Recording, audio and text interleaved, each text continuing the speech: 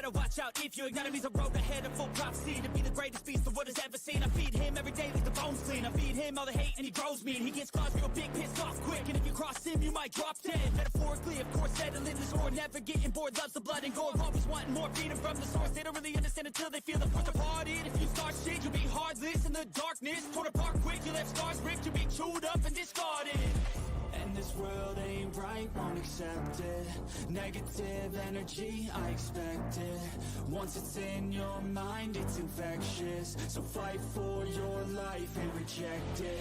You better give me space, I'm protective. My adrenaline spikes when I'm threatened. And if you stay in my way, I'm aggressive. Cause when there's no exit, I'll kill when I'm desperate.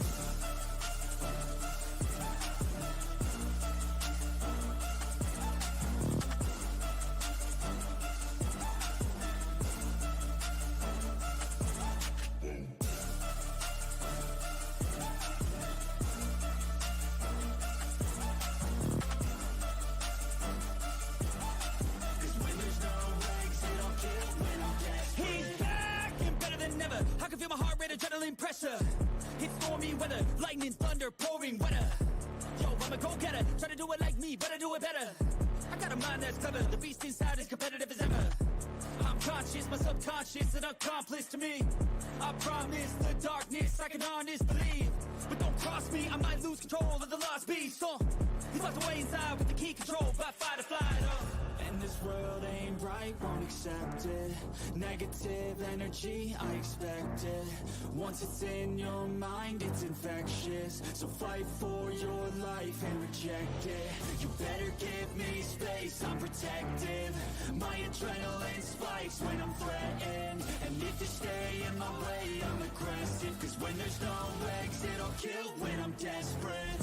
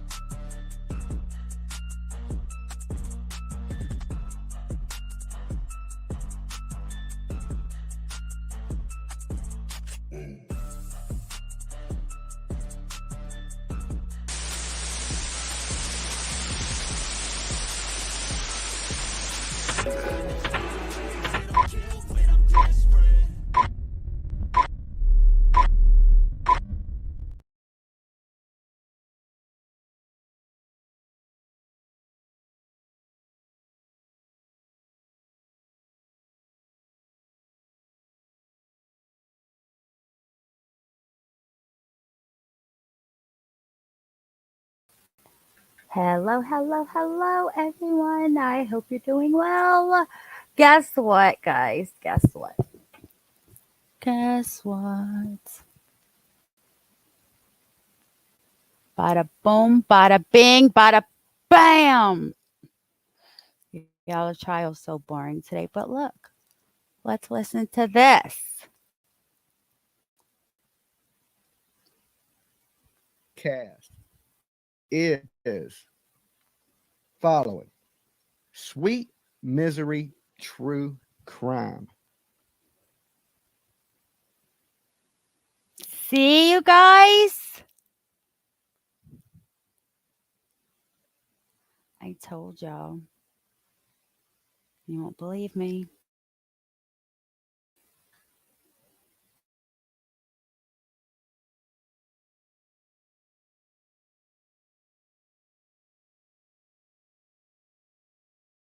It's gonna be so boring.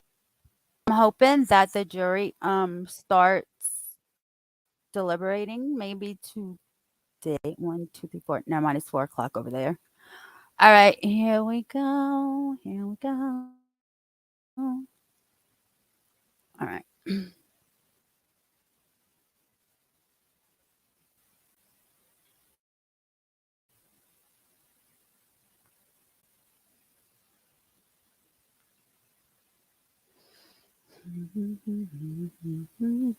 Kaz, you hear me humming? I remember when you said that the other day. I was like, no, I'm not. Let's go.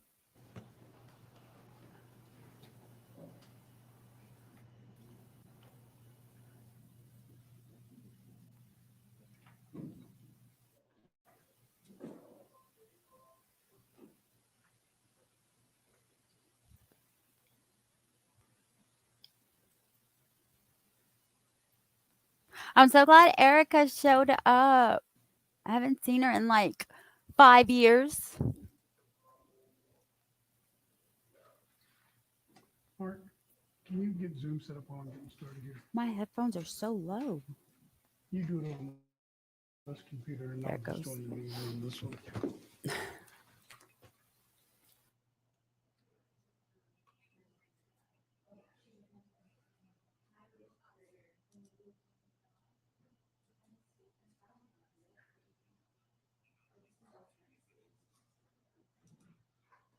on this one.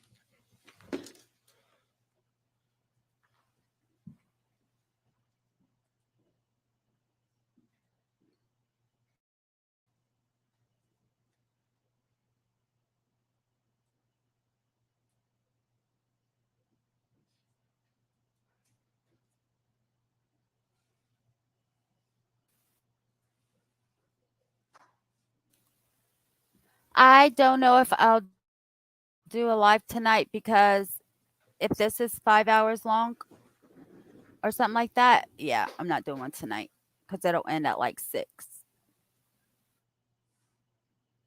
Mark, did you join the meeting or did you start as the host? Because it's.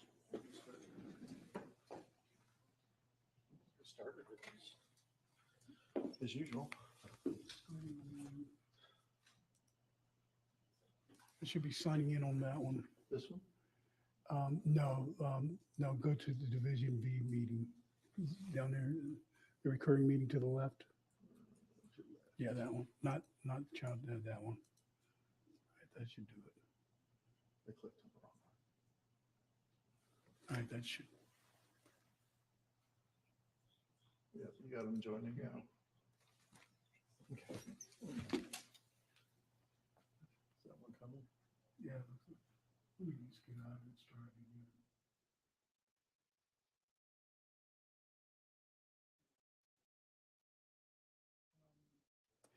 No, I think it's fine because they probably use that for closings.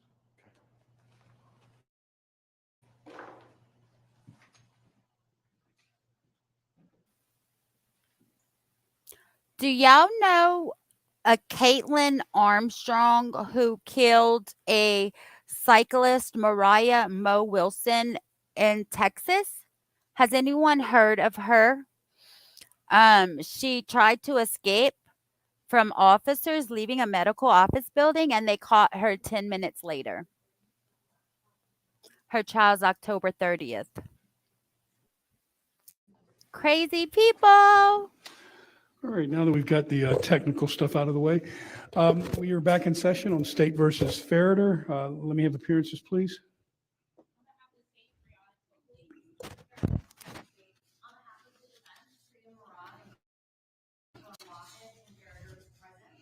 Okay, all sides ready to continue with the discussion that we started yesterday afternoon regarding the jury instructions.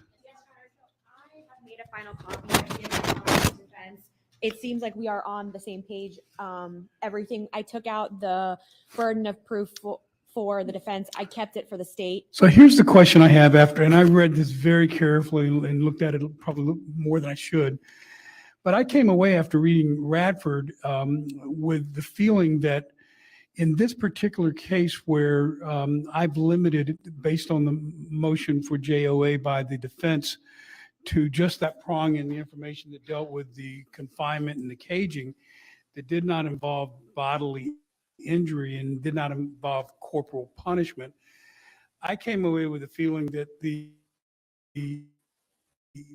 defense does not apply with what's left of count one. And in looking at the draft of the instructions, it seems to me the defense is included both as to the charge of aggravated assault and to the lesser. But my reading of the law is that it doesn't apply now to count one as it currently stands with how I've narrowed it. So let me hear both sides weigh in on that. And I apologize if I'm raising an issue that both of you hadn't looked at, but that's something that jumped out at me as I looked at this. That did occur. Yes, that I agree, Your Honor. That did occur to the state because there's no corporal punishment that's involved in count one anymore. right. It's not corporal punishment. It's not reasonable punishment, and it's also not physical punishment. However, jury instructions are sometimes a way in which a case can be reversed. And so, Well, if the state is telling me that you don't want to take a chance and you want it to be included, I won't get in the way of that, but I'm telling you, sitting up here on the bench and looking at the case law, in light of how I've narrowed the case on the count one, I don't think the affirmative defense of corporal punishment, a permissible corporal punishment, applies to count one. It clearly applies to the lesser. That's not even an issue for me. And I will say that you've drafted, even in count one, you've drafted the instruction the way I would have ordered it this morning, putting the burden of persuasion on the state. In light of everything I looked at, that would be where I would place the burden under the case law. There's no perfect guidance on that, but that's kind of, I'm doing the same thing that you're doing, being cautious and putting the burden on the state so that if there's any error, it's something that shouldn't be harmful to the defendant. right. Yeah. So we put it in because the defense was requesting it. Let me think of it for a second. I certainly was going to argue that it doesn't apply as charged, but we'll see what the defense has to say. All right, so let me hear from you, Mr. Waheed. You moved successfully count one, which knocked out the great bodily harm aspect of that, which is with me with as far as count one goes, with that point that I read when we were discussing the issue of the physical punishment. So by you being successful in that portion of your motion for JOA, what's your position now in terms of what I've stated, that I don't think that the affirmative defense applies as presently stands with the count one for aggravated battery or aggravated child abuse? I'm sorry. Sure. Obviously, my position is it does apply. But let me ask you, tell me, because if you agree that the aggravated child abuse count now does not involve any corporal punishment aspect, right? And the affirmative defense relates to permissible corporal punishment, doesn't it? No, it's physical discipline, Judge.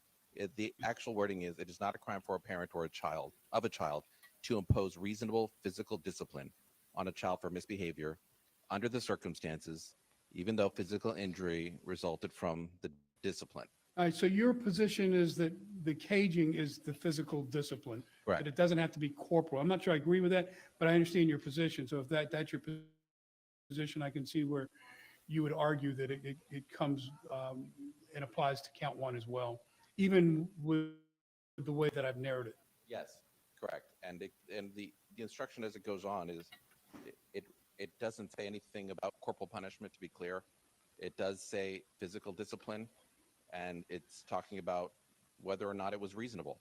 I think that is exactly the situation we are in right now. So I do think it applies. Every case I've read, I'm not sure where the court felt it didn't apply. The what didn't apply? That this affirmative defense would not apply in this case. No, I feel that it does one for aggravated child abuse, but that it would apply for any lesser of that. And let me tell you why I get to that, and you can deal with it specifically. Because when I looked at the Radford decision, the Supreme Court of Florida makes the statement as follows: we agree with the 4th and 2nd districts that under the current statutory scheme, there is no parental privilege barring prosecution for felony child abuse under Section 827.03. Then they go on and say, indeed, Section 827.031, defining felony child abuse, makes no exceptions for parents or the equivalent.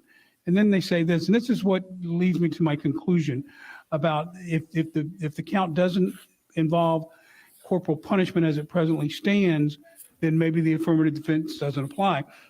And this is what the Supreme Court said. Thus, It is not that felony child abuse by a parent is a non-existent crime, but rather a parent may assert as an affirmative defense his or her parental right to administer reasonable and non-excessive corporal punishment. So the Supreme Court spoke to corporal punishment, and I believe that caging doesn't, at least I wouldn't define it off the top of my head as being corporal punishment. Corporal punishment in my mind is physical touching, and as the cases talk about a permissible battery upon a child. That's not corporal punishment. You can put somebody on their knees, and that's corporal punishment.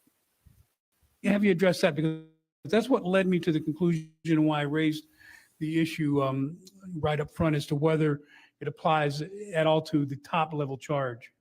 Yes. So that case, Radford, is before the amended jury instruction. So this jury instruction is actually later in time approved by the Supreme Court.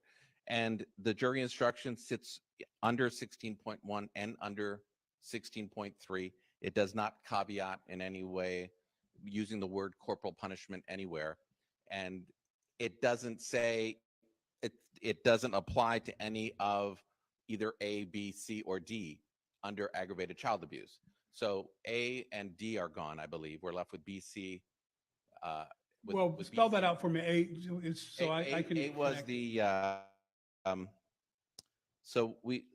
the A was the aggravated battery that the court found didn't apply. Great bodily harm, involving great bodily harm. And then whatever the last letter was is the one where it talks about specifically intended child abuse, intentional child abuse. So those which two, encompasses by definition great bodily harm. It does. Yeah. So those two are gone.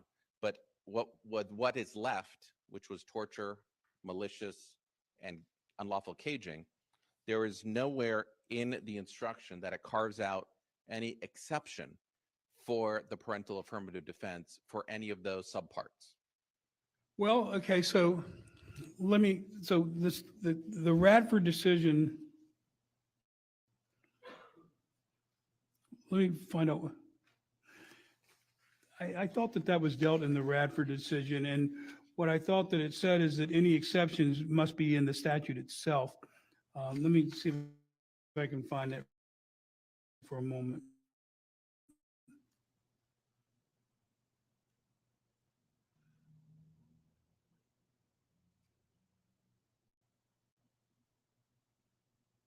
Okay, so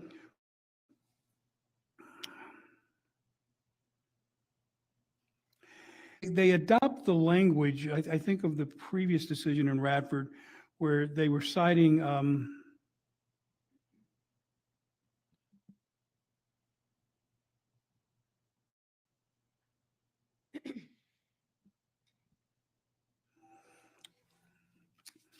I made a note of that, so I can't find it right off. Let me bear with me just for another second.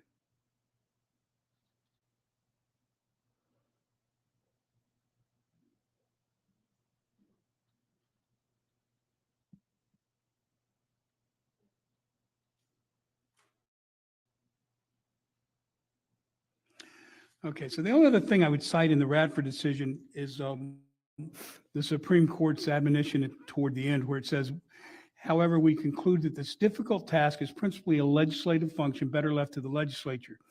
As the 4th District has previously observed, cases like this should stand as a warning to those parents and others alike who quickly turn to corporal punishment as a solution to child discipline problems. It is apparent that there is a serious risk of going too far every time physical punishment is administered.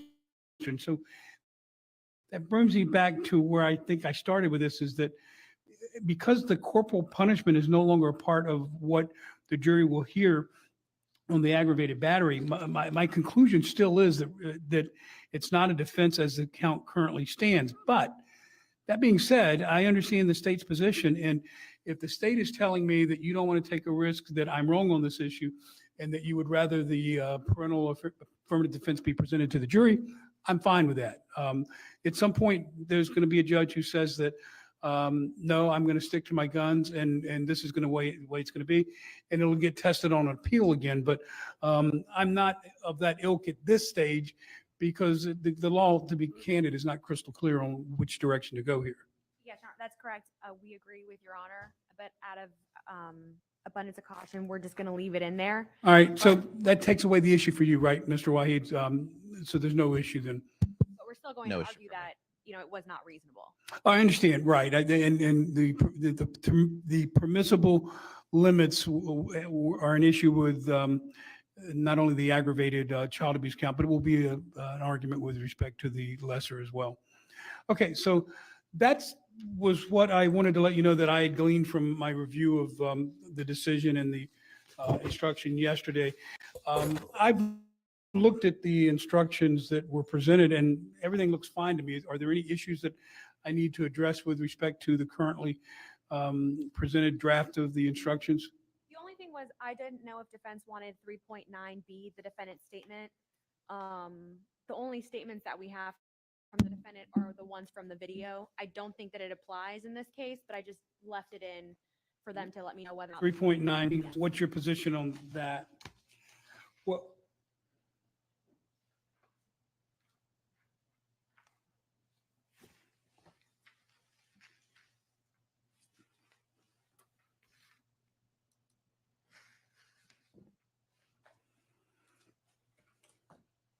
I don't think it applies, actually. I think that's when there's a statement usually to, right, usually a statement made to an officer or something like that, or body cam. So 3.9B will come out. So just remove that from, and before we finalize this, we'll go back to each and every one to make sure we have the proper order. So 3.9 comes out. Any others that should be excluded, and then I'll go through the order in which I'll read the instructions to the jury once we reconvene.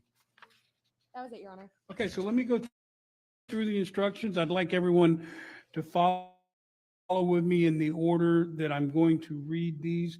The jury will be provided with a copy of instructions in the box, and they will be permitted to take the copy that we give them back to the jury room for deliberations. The only thing they will not be able to take back with them as part of the package is the verdict form. We only ever allow one verdict form to go back to the jury room. Okay, so the preliminary instructions, I will not read them again, but they will be part of the packet. 2.1. The same for 2.1A, note taking, I will not read that again, but it will be part of the packet. And then introduction to final instructions is where I'll start with the. That's fine. Yeah, that's fine. So the 2.1 and 2.1A do not have to be a part or part of the jury copied package. Okay, so we'll start at 3.1 as far as what I'll read. Then 3.2. So as we go through each one, let me hear yay or nay from both sides so I have on the record both sides consent. All right, 3.1, everybody's good with, correct? yes, All right, 3.2, statement of the charge. Everybody's good with that one, right? Yes. yes, All right. Then we'll go into 16.1, which is the aggravated child abuse instruction. And I will just note for the record that this instruction, in my view, is drafted in the vein that it puts the burden on the state to prove against the affirmative defense by beyond reasonable doubt. And Your Honor, I don't know if your copy had the mental injury, but I had spoken to defense. I took the mental injury out of it. I think that doesn't need to come out because that's not part of what's left. So Yes. you're in agreement with that? I'm in agreement with that. All right, so the mental injury paragraph comes out.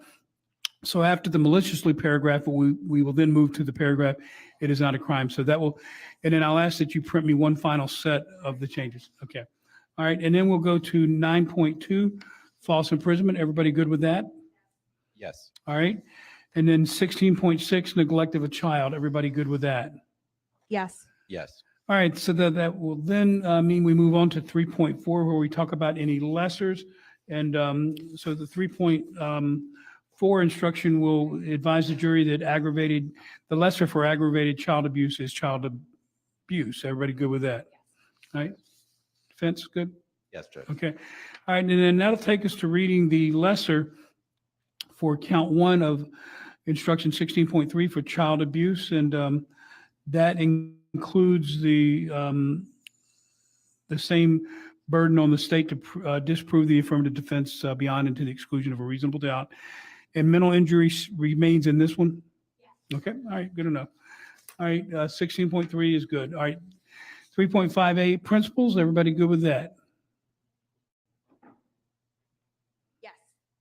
Yes, Judge. Okay, and then we move into the standard of 3.7, plea of not guilty, reasonable doubt, and burden of proof. Everybody fine with that, I presume, correct? Yes. Yes. All right, and then weighing the evidence, the only issue I ever have with this is, do we need all of paragraphs 1 through 7? Have you, you've already pared this down somewhat, right? Yes, Your Honor. All right, are you good with 3.9, Mr. Wahid? Yes, Judge. All right, and state is good with this since you presented it. Okay. That takes us to 3.9A, defendant not testifying. Is that going to be the decision that's ultimately going to be made? I'll do the colloquy. All right, so when I get to that, so that means that we'll be reading 3.9A and to the jury. After that, we go to instruction 3.10, rules for deliberation. I assume everybody's fine with that. That's standard. Yes. Yes. All right. And then 3.11, cautionary instructions. Again, standard. I assume everybody consents to that. Yes. All right. And then finally, 3.12, the standard instruction on the verdict. Everybody fine with that, correct? Yes. Yes. All right. And then that takes us to the verdict form. I've looked at the verdict form. I don't see any issue that jumped out at me. So I assume everybody is fine with the verdict form, correct?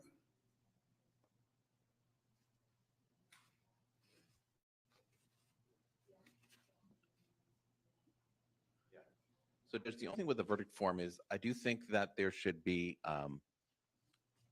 underneath aggravated child abuse, we should have a slot for whether they find it's torture.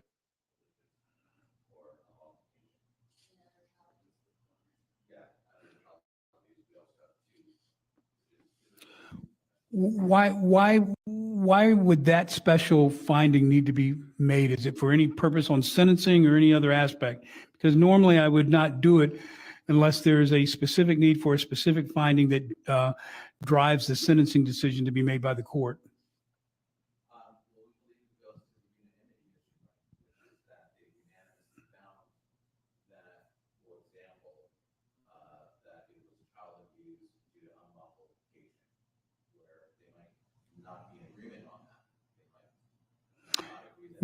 What case do you have to rely on that unanimity is required as to the reason for the finding of guilty on any particular charge? It's not so much a case judge as it goes to the idea of the jury coming to unanimous. But isn't the prevailing case law that if there are alternative means for finding guilt on a particular count, that case law, as I understand it, is that there doesn't have to be a unanimous agreement on the specific avenues of which you get to an adjudication of guilt, or excuse me, a finding of guilt, but that there has to be unanimity on the finding of guilt at the top level, that there doesn't have to be unanimity on the way you get to that. Do you agree or disagree with that? Yeah. All right. So I'm going to deny the request to have any breakdown of additional findings. Well, I assume the state would be opposing that. I'm making a, yeah, I just don't think it's supported by the case law. So any other issues with respect to the finding or the form of the verdict form? Mr. Wahid? All right. So then I'll go over the verdict form in detail. And then lastly,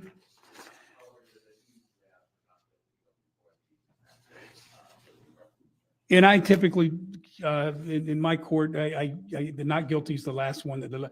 I have them address the level of guilt based on the highest charge going down to a finding of not guilty.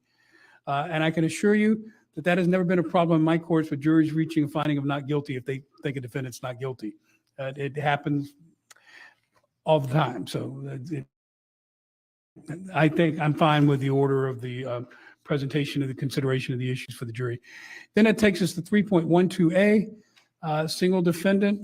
That's a standard. I'm assuming no one has any issue with that. All right. No. And then lastly, 2.4, evidence of other crimes, wrongs, or acts. I assume this is something the defendant probably requested, right? No. Yes. Yeah. All right, all right, okay, so that's fine. And then we'll go into 2.7, and after that point, we'll, 2.7 is fine for both sides. Again, it's a standard. All right, and then we'll move into closing arguments. And then once the closing arguments are completed, I'll then read the final instruction of 3.13, submitting the case to the jury. All right, so that's the order of them. If you can print me out a final reading set, Ms. Black, that comports with what we've done here. And then 1.1 was part of the original instructions. That doesn't need to be part of the package anymore. So just from 3.1 to where I read at the end, that'll be my package for reading to the jurors. Okay, so that takes care of any issues regarding the jury instructions. I think now would be appropriate to address the issue of the defendant testifying or not, and the court doing the necessary colloquy on that. All right, so Ms. Murad, I know we talked about it already in the context of the jury instructions. This is a more formal addressing of that issue. Has your client made a decision in this case as to whether he will testify in his own behalf or not? He has made a decision, Your Honor. And what is that decision? He will not be testifying. Okay, so let's hand the mic to Mr. Ferriter. Mr. Ferriter, if you could start off by, you can be seated if you'd like, sir. Go ahead and raise your right hand.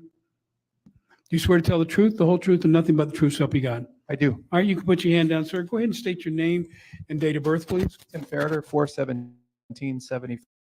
All right, and you read, write, and understand English, sir? I do. And what's your highest level of education? College degree? All right, are you under the influence of any drugs, alcohol, or other medications this morning? I'm not. Have you ever been treated for any mental or emotional condition? I have not. All right, and just to give you the context of why I'm conducting this colloquy, as you've heard, your attorneys advised me that you've made a decision whether to testify or not. And so, as I mentioned yesterday, I need to make sure that that decision is being made by you knowingly and intelligently, freely and voluntarily. So that's where these questions are intended to go to put me in a position where I can make a factual finding on those items. You understand all that, sir? I do. All right, and you're represented by your attorneys, Ms. Murad and Mr. Wahid in this matter? Yes, sir. And are you satisfied with their services? I am. All right, and have they done everything that you've asked them to do regarding the presentation of your trial and consideration of whether for you to testify on your own behalf or not? They have. All right, and have you had a full opportunity to discuss with your attorneys the pros and the cons and the risk and the consequences of testifying versus not testifying in this matter? I have. All right, and have they fully advised you of all those risks and consequences as far as you're aware of? They have. And have they been able to answer all of your questions regarding the various pros and cons, risk and consequences of testifying or not? They have. All right. Has anybody, including your attorneys, made any promises, threats, or tried to force you into a decision this morning that would be against your will? No. All right. So the reason I ask that is, and you've heard some of this from me before, there are basically three things that a defendant absolutely controls in a criminal proceeding. And what I mean by that is, although you can receive the advice and counsel of your attorneys, ultimately, I don't look to your attorneys to tell me what the decision is. I look to you to tell me what your decision is, because your decision is what governs.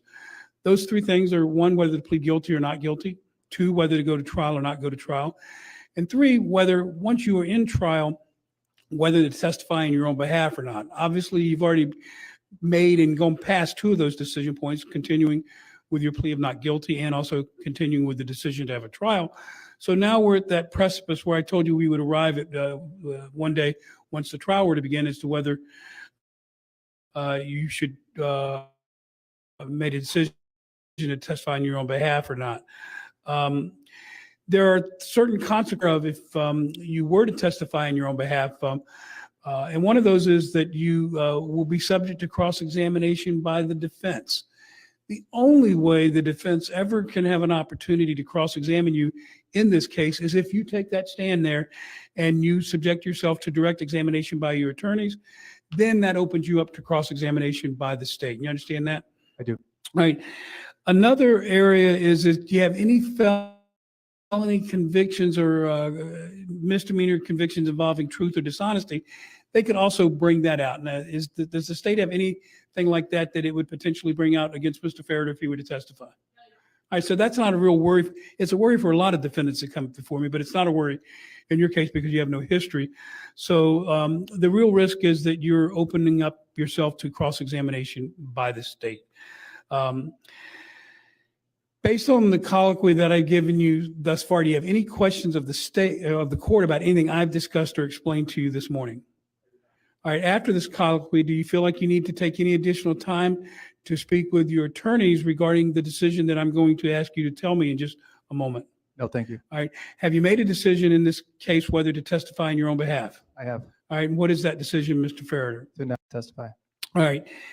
Based on the court's colloquy of Mr. Ferriter, sir, I find that you're making the decision knowingly and intelligently after having had the opportunity to receive the advice and counsel of your attorney. I also find that I've explained to you the potential risk and consequences of testifying in your own behalf on the stand, including the fact that you would subject yourself to cross-examination.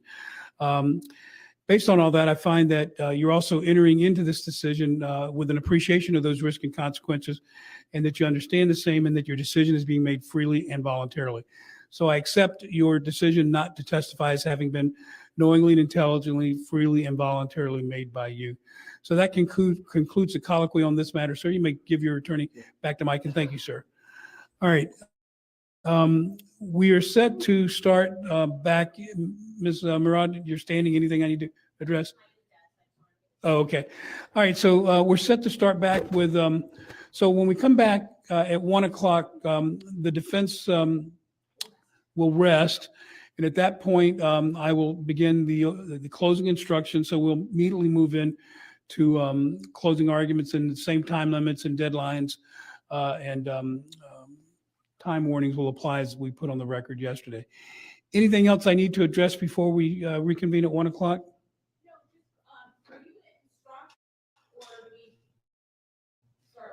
Do you instruct before or after Before or after what? closings?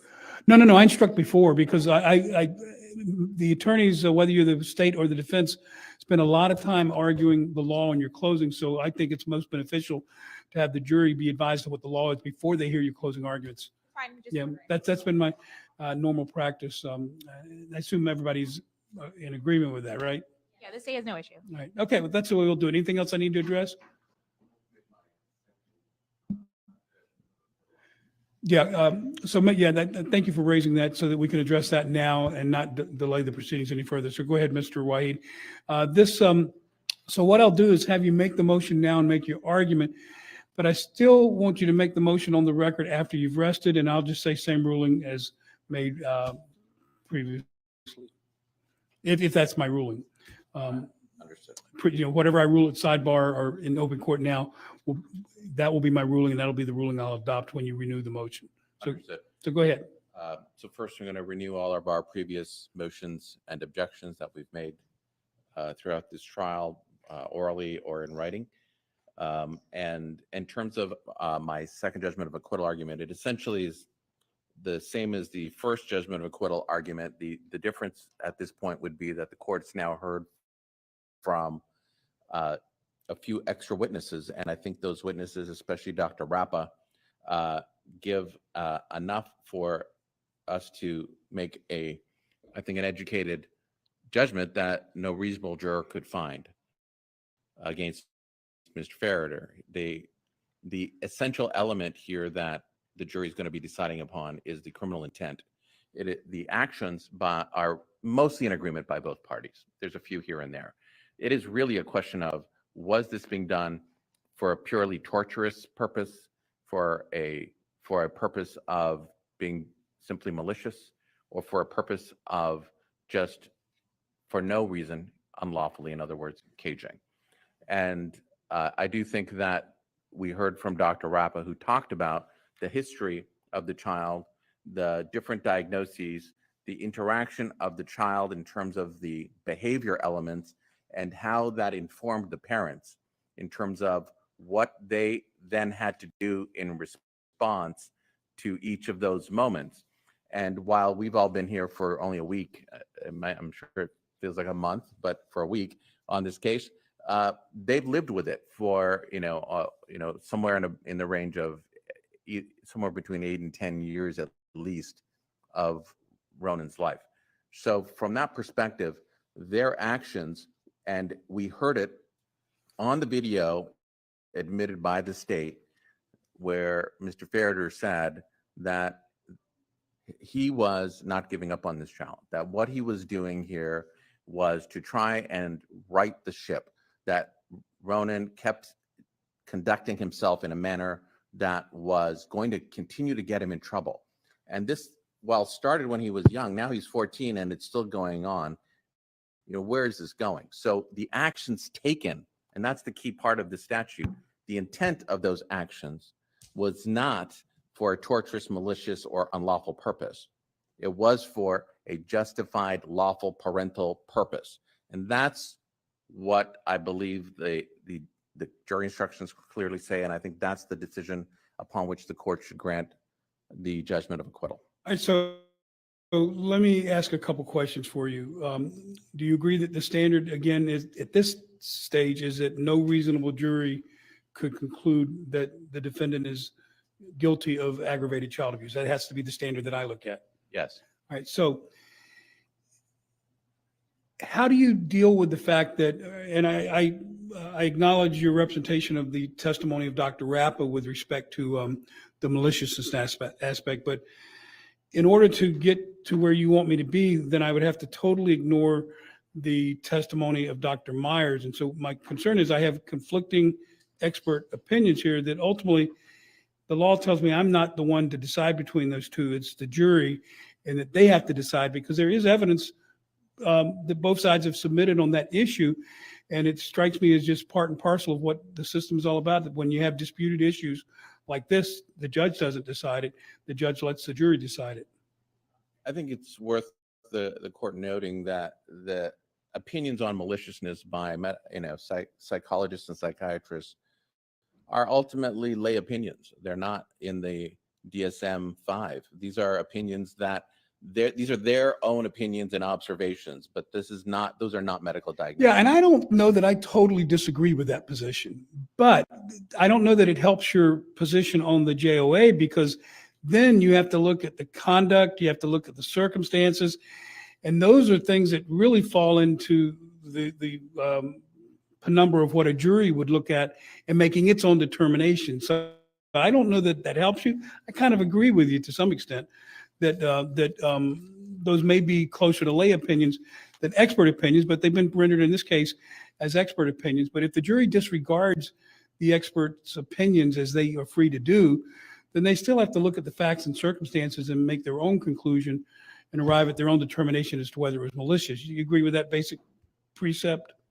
So the part about the experts, I don't agree in that there was a relevant testimony from them that does help inform the jury, and both experts agreed that the child suffered, there's evidence the child suffered from RAD, reactive attachment disorder, and both agreed that that would have been something that would have happened in those first 17 months or so of his life before he was adopted by the Ferriters.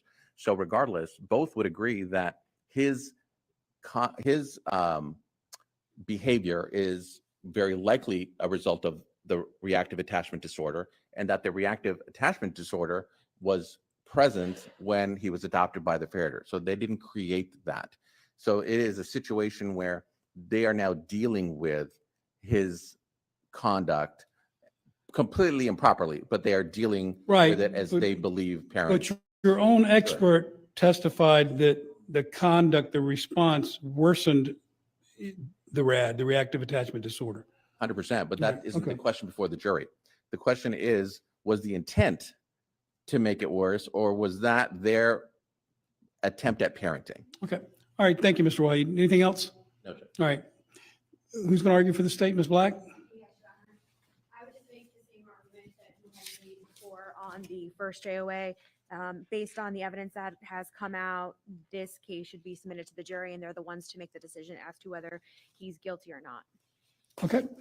All right. Court's going to deny the second motion for JOA, pretty much for the same reasons that I denied the first one, and that is that I think that enough factual circumstances and enough disputed testimony has been presented that the court cannot decide this is a matter of law, and that it will have to be decided on the facts and the law by the jury. So that's the court's ruling on that. Anything? So what I would ask, Mr. White, when you or Ms. Murad rest, you'll make your motion, stand up, and then I'll say the ruling on the record previously stated applies, and then we'll go into my reading of the closing instructions. Okay? All right, anything else that I need to address? All right. Seeing no responses, I'll give you folks about a 12-minute break. We'll start back up at 1 o'clock sharp. Mark, we have all the jurors here? Okay. I know we put some evidence in yesterday. I'm just getting the date timestamps on those. And then I would have to, part of evidence 18, there were 3. Do we need to go over what has been accepted and received by the court just as a matter of caution for everybody? I mean, I'm happy to do that. Yes, Your Honor, just for the record, I know we had some discussion about this defense's large exhibit. I did let the defense know that in addition to the sustained objections yesterday that Your Honor ruled upon, there was 2 additional videos that I objected to, and it's my understanding that they're going to modify the exhibit. It was that 18, exhibit Yes, 18? and replace that exhibit. And then by agreement, there were a couple dates that we wanted to put on the record. There was one date that the state wants to put on the record, and then a couple that the defense wants to put. Okay, so I have states exhibits 1 through 22 in evidence. I won't state whether they're over objection, without objection, or whatever, but 1 through 22. Does that, Madam Clerk? All right, so for the defense, and just make sure I'm correct here, Madam Clerk, I have exhibits 2, 4, 7, 15, 16, 17, and 18 in evidence.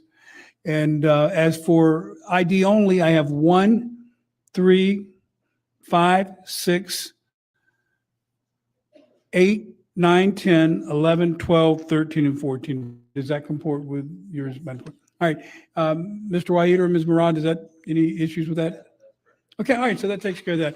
All right, we'll be in recess until 1 o'clock, and then we'll start with the instructions. Ms. Black, before I step off, these are the new reprinted ones? Yes. All right, I'll look at them just to make sure they are where they need to be. Okay, thank you. Judge, if we can just discuss defense exhibit number 17, I never received that.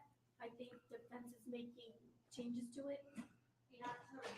Use the microphone. We don't have a working microphone. Oh, they were getting new batteries.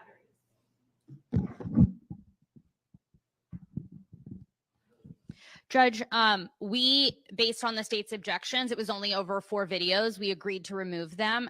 Because it's a 14-hour video, it takes a minute to remove them and then re-render it. So we will submit that into evidence, but it might have to be after closings. Okay, all right. Fair enough. Does that answer your question, Dana? Yes, Your Honor. Okay, all right, court will be in recess until 1 o'clock.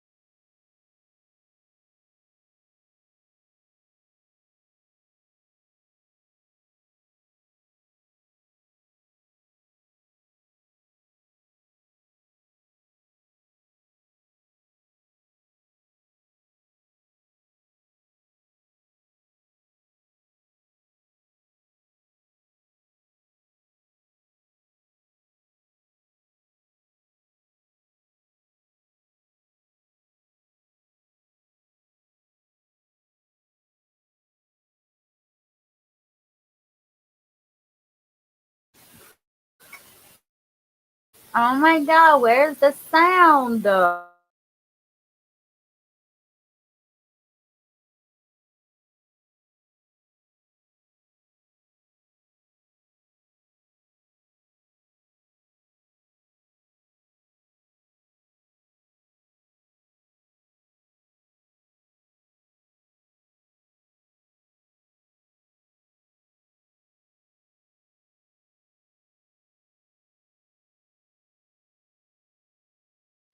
All right, court is back in session on State versus Ferriter. Let me have appearances, please.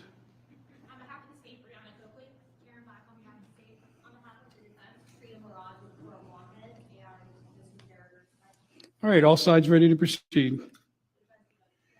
Anything the court needs to address before we have the jurors brought out? Judge, I would just ask, in light of the fact that a number of people from the family sort of on both sides are present, that the court admonish the gallery that regardless of what is said during closings or the verdict, that there is a level of decorum that has to be maintained, or we may be looking at a All right, so let me just state kind of the obvious.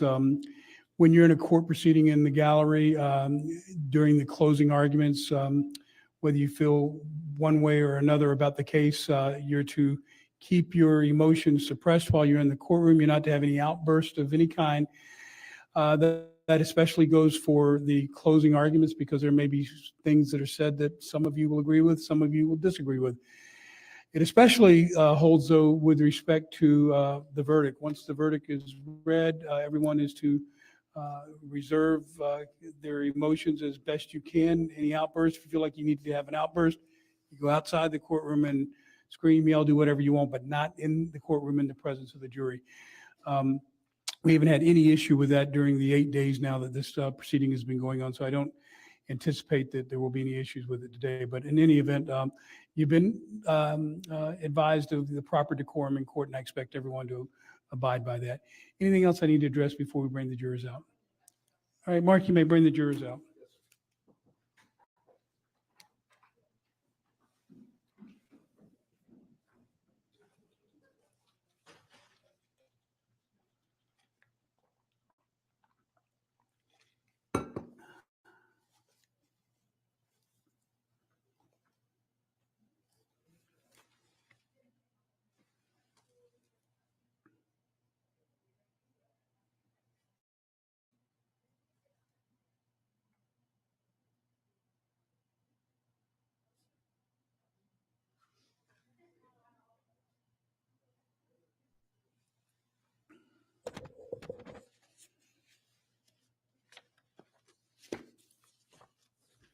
All rise.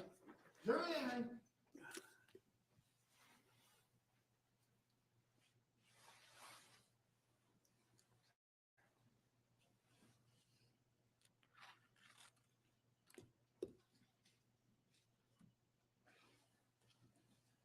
right, everyone may be seated. All right, ladies and gentlemen of the jury, welcome back. I trust everyone had a good evening. As I advised you yesterday, the start time was later today, 1 o'clock for you folks. So that what that means is you will not be getting a lunch break. I'm presuming that you already had that before arriving. In any event, we are still in the defense portion of the case. After the defense portion of the case, we'll then be moving to closing arguments. At this point in time, does the defense have any further witnesses to call? No, Your Honor. At this time, the defense rests and renews any previous motions for judgment of acquittal on prior grounds. All right, court notes that the defendant has rested and renewed any previous motions filed with the court and heard by the court. At sidebar, the court's rulings with respect to all prior motions remains the same and as stated on sidebar in an open court. All right, so ladies and gentlemen, that concludes the state's and the defense portion of the case. So the evidentiary portion of this trial has been concluded. What that means for you is we will be moving into the closing arguments phase of the case. Each of you are having passed out to you what are called jury instructions. And these instructions I'm going to be reading to you in just a moment. They're the instructions on the law that you will use and need to resort to decide this case. I will tell you as I read the instructions, don't feel like you've got to memorize anything, because you're going to be able to take copies of these back into the jury room with you to review during your deliberations. The only thing you won't be able to take back is the verdict form. After I've finished reading the instructions in the verdict form, before you go back into the jury room, I will have you remove the verdict form, because we only send one verdict form back into the jury room. We never want to have a situation where competing verdict forms are coming out of the jury room. So we deal with that by making sure you only have one verdict form in which to render your determination on. Okay? All right, so with that, let me begin with the instructions that I'll be reading. I do ask that you bear with me. I will be reading the instructions. Listen to them carefully, but again, don't feel like you got to memorize them, because you're going to get copies of them. Members of the jury, I thank you for your attention during this trial. Please pay attention to the instructions that I am about to give you. Timothy Dunn Ferriter, the defendant in this case, has been accused of the crime of aggravated child abuse and false imprisonment and neglect of a child. To prove the crime of aggravated child abuse, the state must prove the following two elements beyond a reasonable doubt. One, Timothy Dunn Ferriter willfully tortured RTF or maliciously punished RTF or willfully and unlawfully caged RTF. Two, RTF was under the age of 18 years. Willfully means intentionally and purposely. Maliciously means wrongfully, intentionally, and without legal justification or excuse. Maliciousness may be established by circumstances from which one could conclude that a reasonable parent would not have engaged in the damaging acts toward the child for any valid reason, and that the primary purpose of the acts was to cause the victim unjustifiable pain or injury. It is not a crime for a parent of a child to impose reasonable physical discipline on a child for misbehavior under the circumstances, even though physical injury resulted from the discipline. If you find that the state proved beyond a reasonable doubt that the defendant was not a parent of RTF, or if you find that the defendant proved beyond a reasonable doubt that the defendant's physical discipline on RTF was not reasonable for misbehavior under the circumstances, you should find him guilty if all the elements of the charge have been proven beyond a reasonable doubt. To prove the crime of false imprisonment, the state must prove the following two elements beyond a reasonable doubt. One, Timothy Dunn Ferriter forcefully, secretly, or by threat confined, imprisoned, or restrained RTF against his will. And two, Timothy Dunn Ferriter had no lawful authority to do so. Secretly means the defendant intended to isolate or insulate RTF from meaningful contact or meaningful communication with the public. To prove the crime of neglect of a child, the state must prove the following three elements beyond a reasonable doubt. One, Timothy Dunn Ferriter willfully or by culpable negligence failed or omitted to provide RTF with the care, supervision, and services necessary to maintain RTF's physical or mental health, or failed to make a reasonable effort to protect RTF from abuse, neglect, or exploitation by another person. Two, Timothy Dunn Ferriter was a caregiver for RTF. And three, RTF was under the age of 18 years. Neglect of a child may be based on repeated conduct or on a single incident or omission that resulted in or reasonably could have been expected to result in serious physical or mental injury or a substantial risk of death to a child. Caregiver means a parent, adult household member, or other person responsible for a child's welfare. I will now define what is meant by the term culpable negligence. Each of us has a duty to act reasonably toward others. If there is a violation of that duty without any conscious intention to harm, that violation is negligence. But culpable negligence is more than a failure to use ordinary care for others. For negligence to be called culpable negligence, it must be gross and flagrant. The negligence must be committed with an utter disregard for the safety of others. Culpable negligence is consciously doing an act or following a course of conduct that the defendant must have known or reasonably should have known was likely to cause death or great bodily harm. In considering the evidence, you should consider the possibility, although the evidence may not convince you that the defendant committed the main crimes of which he is accused, there may be evidence that he committed other acts that would constitute a lesser included crime. Therefore, if you decide that the main accusation has not been proved beyond a reasonable doubt, you will next need to decide if the defendant is guilty of any lesser included crime. The lesser crime indicated in the definition of aggravated child abuse is child abuse. To prove the crime of child abuse, a lesser included crime of count one, The state must prove the following two elements beyond a reasonable doubt. One, Timothy Dunn Ferriter knowingly or willfully abused RTF by intentionally inflicting physical or mental injury upon RTF, or committed an intentional act that could reasonably be expected to result in physical or mental injury to RTF, or actively encouraged another person to commit an act that resulted in or could reasonably have been expected to result in physical or mental injury to RTF. And two, RTF was under the age of 18 years. It is not a crime for a parent of a child to impose reasonable physical discipline on a child for misbehavior under the circumstances, even though physical injury resulted from the discipline. If you find that the state proved beyond a reasonable doubt that the defendant was not a parent of RTF, or if you find that the state proved beyond a reasonable doubt that the defendant's physical discipline on RTF was not reasonable for misbehavior under the circumstances, you should find him guilty if all the elements of the charge have been proven beyond a reasonable doubt. Willfully means intentionally and purposefully, and mental injury means an injury to the intellectual or psychological capacity of a child as evidenced by a discernible and substantial impairment in the ability to function within the normal range of performance and behavior as supported by expert testimony.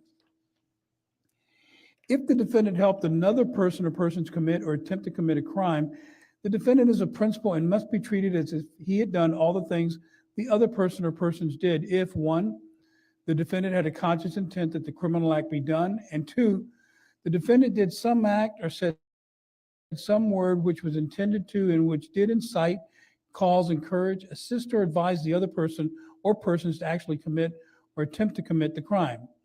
To be a principal, the defendant does not have to be present when the crime is committed or attempted. The defendant has entered a plea of not guilty. This means you must presume or believe the defendant is innocent. The presumption stays with the defendant as to each material allegation in the information through each stage of the trial, unless it has been overcome by the evidence to the exclusion of and beyond a reasonable doubt.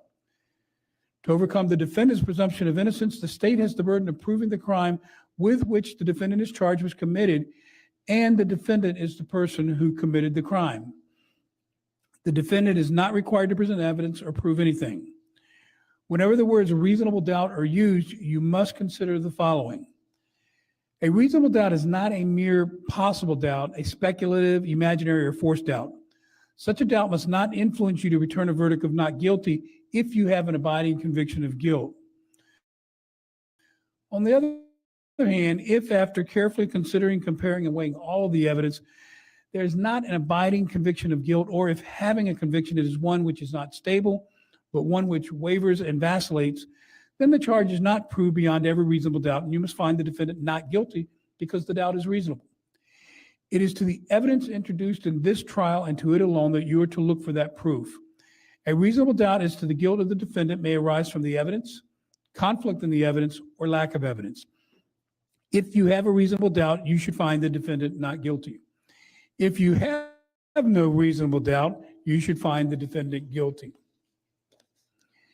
It is you to decide what evidence is reliable. You should use your common sense in deciding which is the best evidence and which evidence should not be relied upon in considering your verdict. You may find some of the evidence not reliable or less reliable than other evidence. You should consider how the witnesses acted as well as what they said. And some things you should consider are as follows. 1, did the witness seem to have an opportunity to see and know the things about which the witness testified? 2, did the witness seem to have an accurate memory? 3, was the witness honest and straightforward in answering the attorney's questions? 4, did the witness have some interest in how the case should be decided? 5, does the witness's testimony agree with the other testimony and other evidence in the case? 6, has the witness been offered or received any money, preferred treatment, or other benefit in order to get the witness to testify? And 7, did the witness at some other time make a statement that is inconsistent with the testimony he or she gave in court? The state has met its burden of proof does not depend upon the number of witnesses it has called or upon the number of exhibits it has offered, but instead upon the nature and quality of the evidence presented. The fact that a witness is employed in law enforcement does not mean that his or her testimony deserves more or less consideration than that of any other witness. Expert witnesses are like other witnesses with one exception. The law permits an expert witness to give his or her opinion. However, an expert's opinion is reliable only when given on a subject about which you believe him or her to be an expert. Like other witnesses, you may believe or disbelieve all or any part of an expert's testimony. You've heard the testimony of a child. No witness is disqualified just because of age. There is no precise age that determines whether a witness may testify. The critical consideration is not the witness's age, but whether the witness understands the difference between what is true and what is not true and understands the need to tell truth. It is entirely proper for a lawyer to talk to a witness about what testimony the witness would give if called to the courtroom.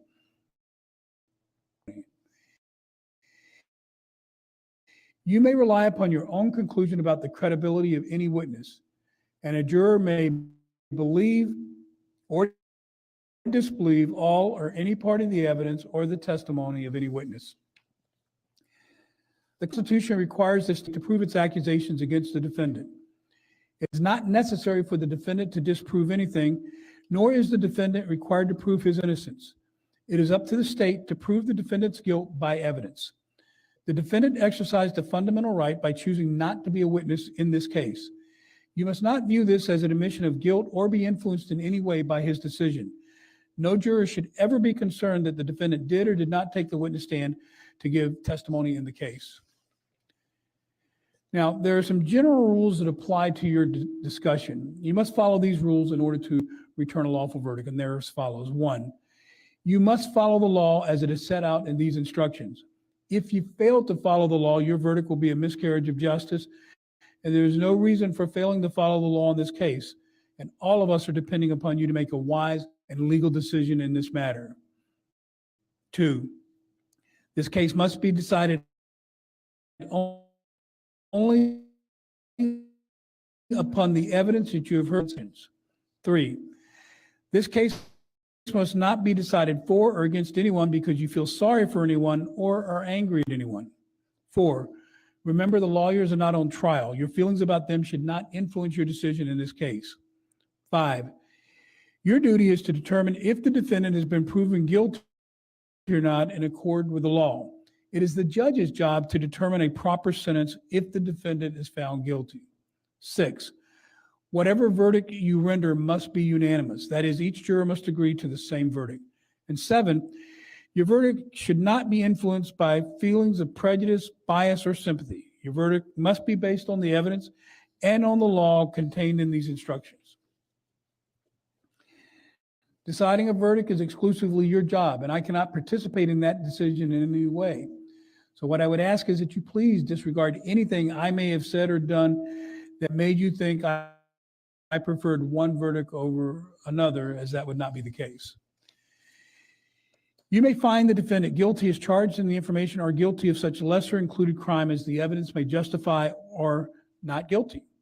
If you return a verdict of guilty, it should be for the highest offense on the verdict form for each count that has been proven beyond a reasonable doubt. If you find that no offense has been proven beyond a reasonable doubt, then of course your verdict must be not guilty. The verdict must be unanimous and they must agree to the same verdict. Only one verdict may be returned as to each crime charged. The verdict must be in writing for your convenience. The necessary verdict form has been prepared for you, and each of you have a copy of it, and it is as follows. So, as I indicated, you'll take one of these verdict forms into the court or into the jury room for deliberations, and they begin as follows, or it begins. We, the jury, find as follows, and the first count that you'll be asked to address will be count 1. You're basically given 3 options under count 1. The first option is guilty of aggravated child abuse as charged in the information. If the unanimous determination of the jury is that that's the appropriate determination, then you check that box and move on to count 2. If, however, the unanimous determination of the jury is that not to check the first box, then you move on to a consideration of the second line for guilty of child abuse, a lesser included offense. And again, if the collective unanimous determination of the jury is that that's the appropriate box to check, then you check it and move on to count 2. If not, then you will move to the third box for not guilty. And if, again, that is the collective unanimous determination of the jury, that would be the box that you would check.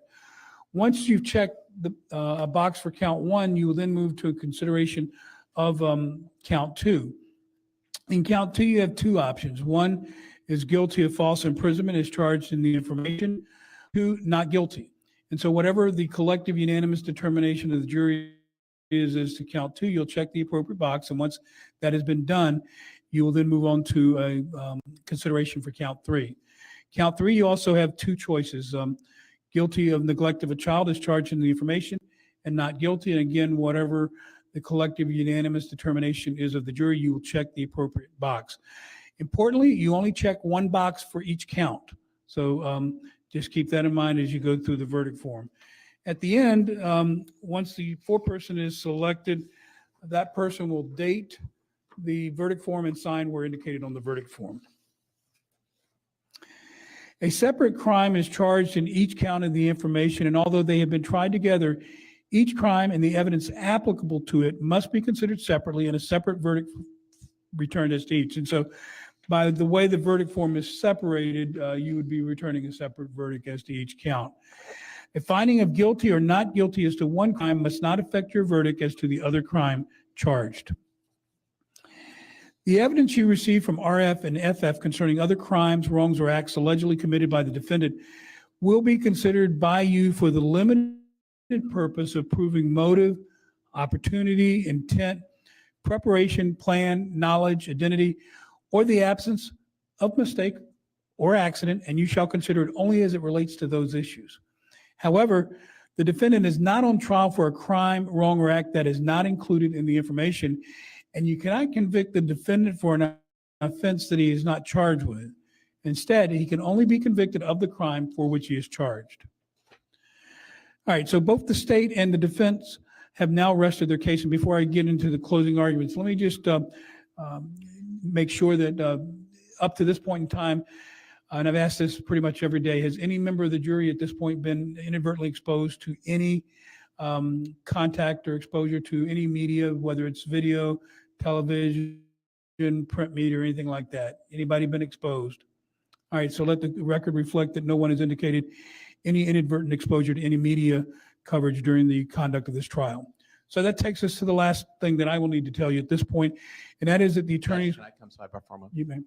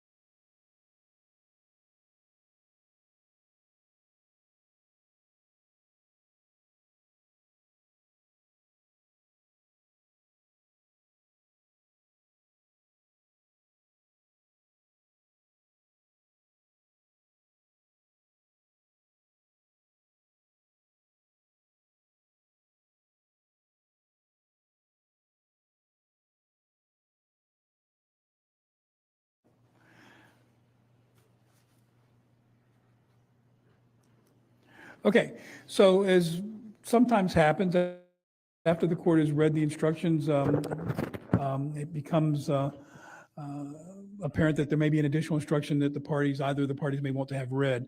So that has occurred here. And so in order to make sure that I properly read to you any additional instructions that were not part of the original packet that were provided to me, I need to take a recess for about 5 minutes to have them print out the additional instructions, and it will change the form of the verdict form. So I'll go over the additional instruction, and the form of the verdict form, so to make sure that you have everything that you're going to need to know. I'm not correcting anything that I've already read to you. I'm just adding an additional instruction, which will also make for an addition to the verdict form. So we'll take a very short recess for 5 minutes, and then once I get the new instruction in front of me, we'll begin with reading that one.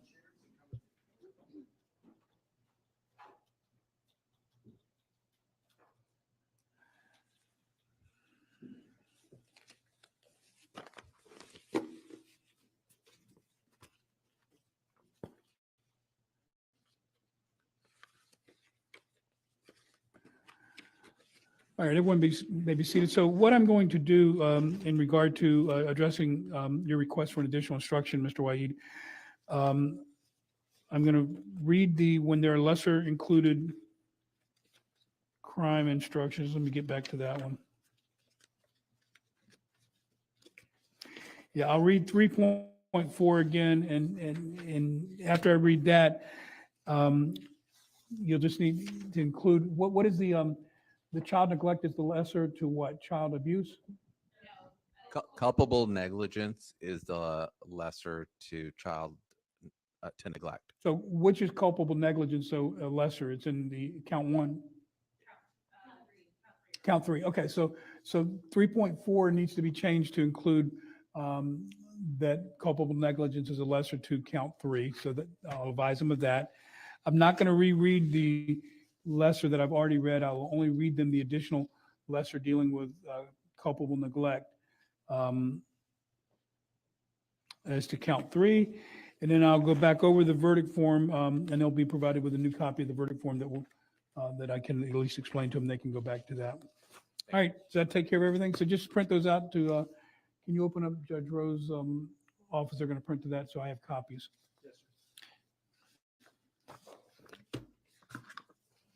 All right, court will be in recess for probably no longer than 5 or 10 minutes, but as soon as the forms are ready, we're going to reconvene to get things going. All right, I'll be in recess for a few minutes. Recess.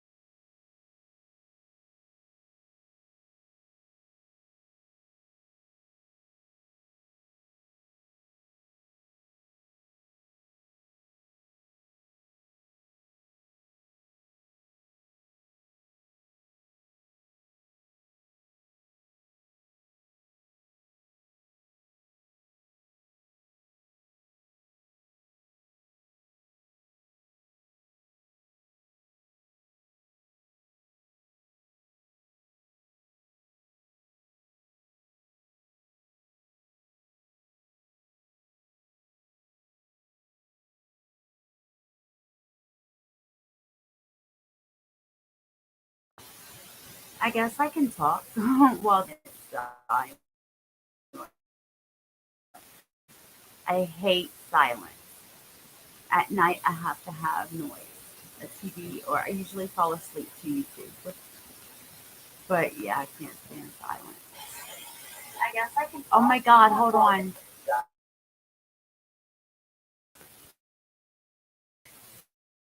Oops. I hate hearing my voice, and my volume on my phone was still up. Okay, everyone's leaving now. I need sound.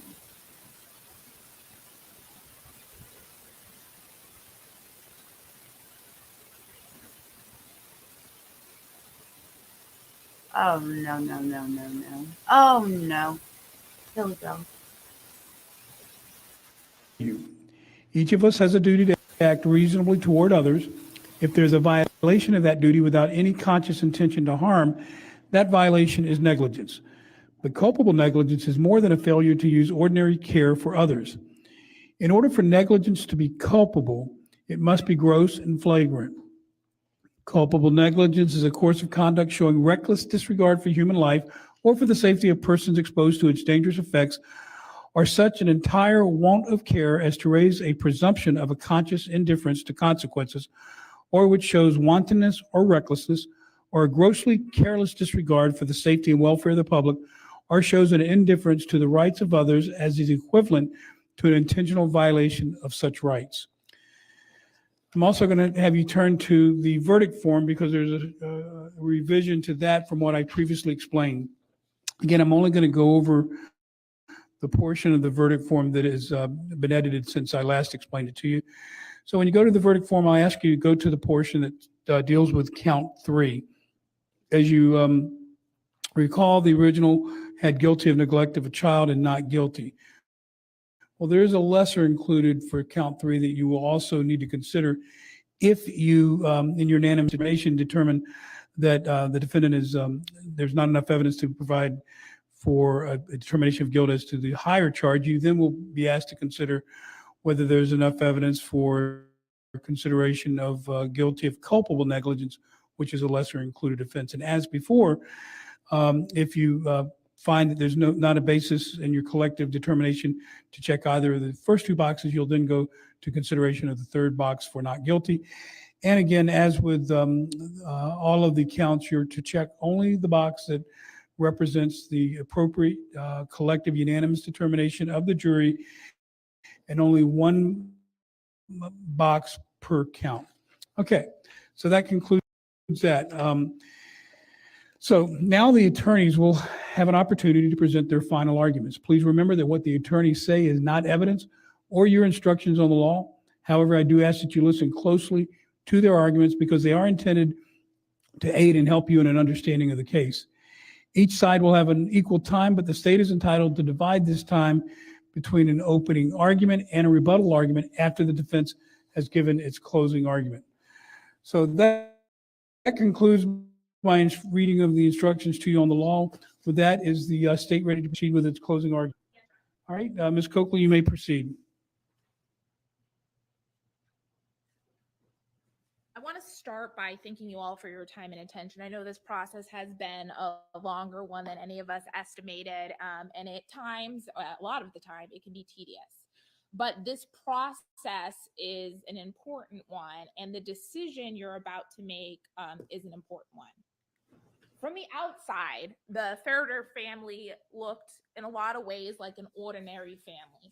2 parents, 4 children, the kids go to school, there are activities, the daughters have bedrooms, normal, ordinary to the outside. But what has been established, what has been proven through the course of this case, is what was happening inside that house was anything but ordinary. We learned that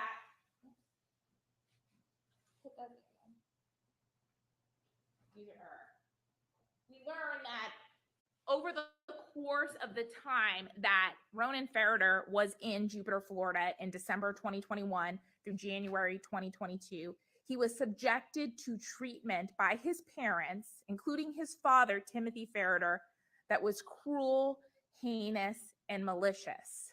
that under or behind the facade of an ordinary family, there was the treatment and isolation, the systematic isolation and confinement of Ronan Ferriter when he was 14 years old in that room in their garage.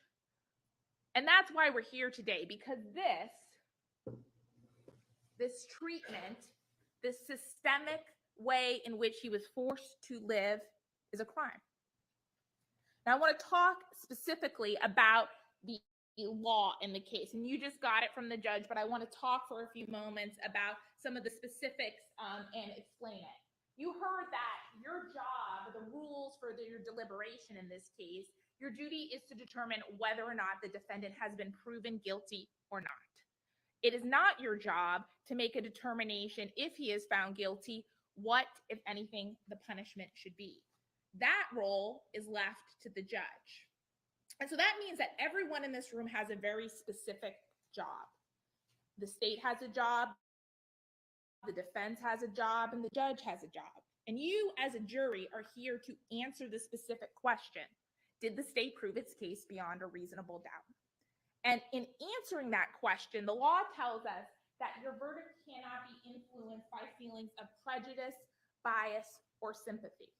So if you're back there and you feel that, I feel bad for the victim, or I feel bad for the situation that the defendant is, that is not something that can influence your verdict.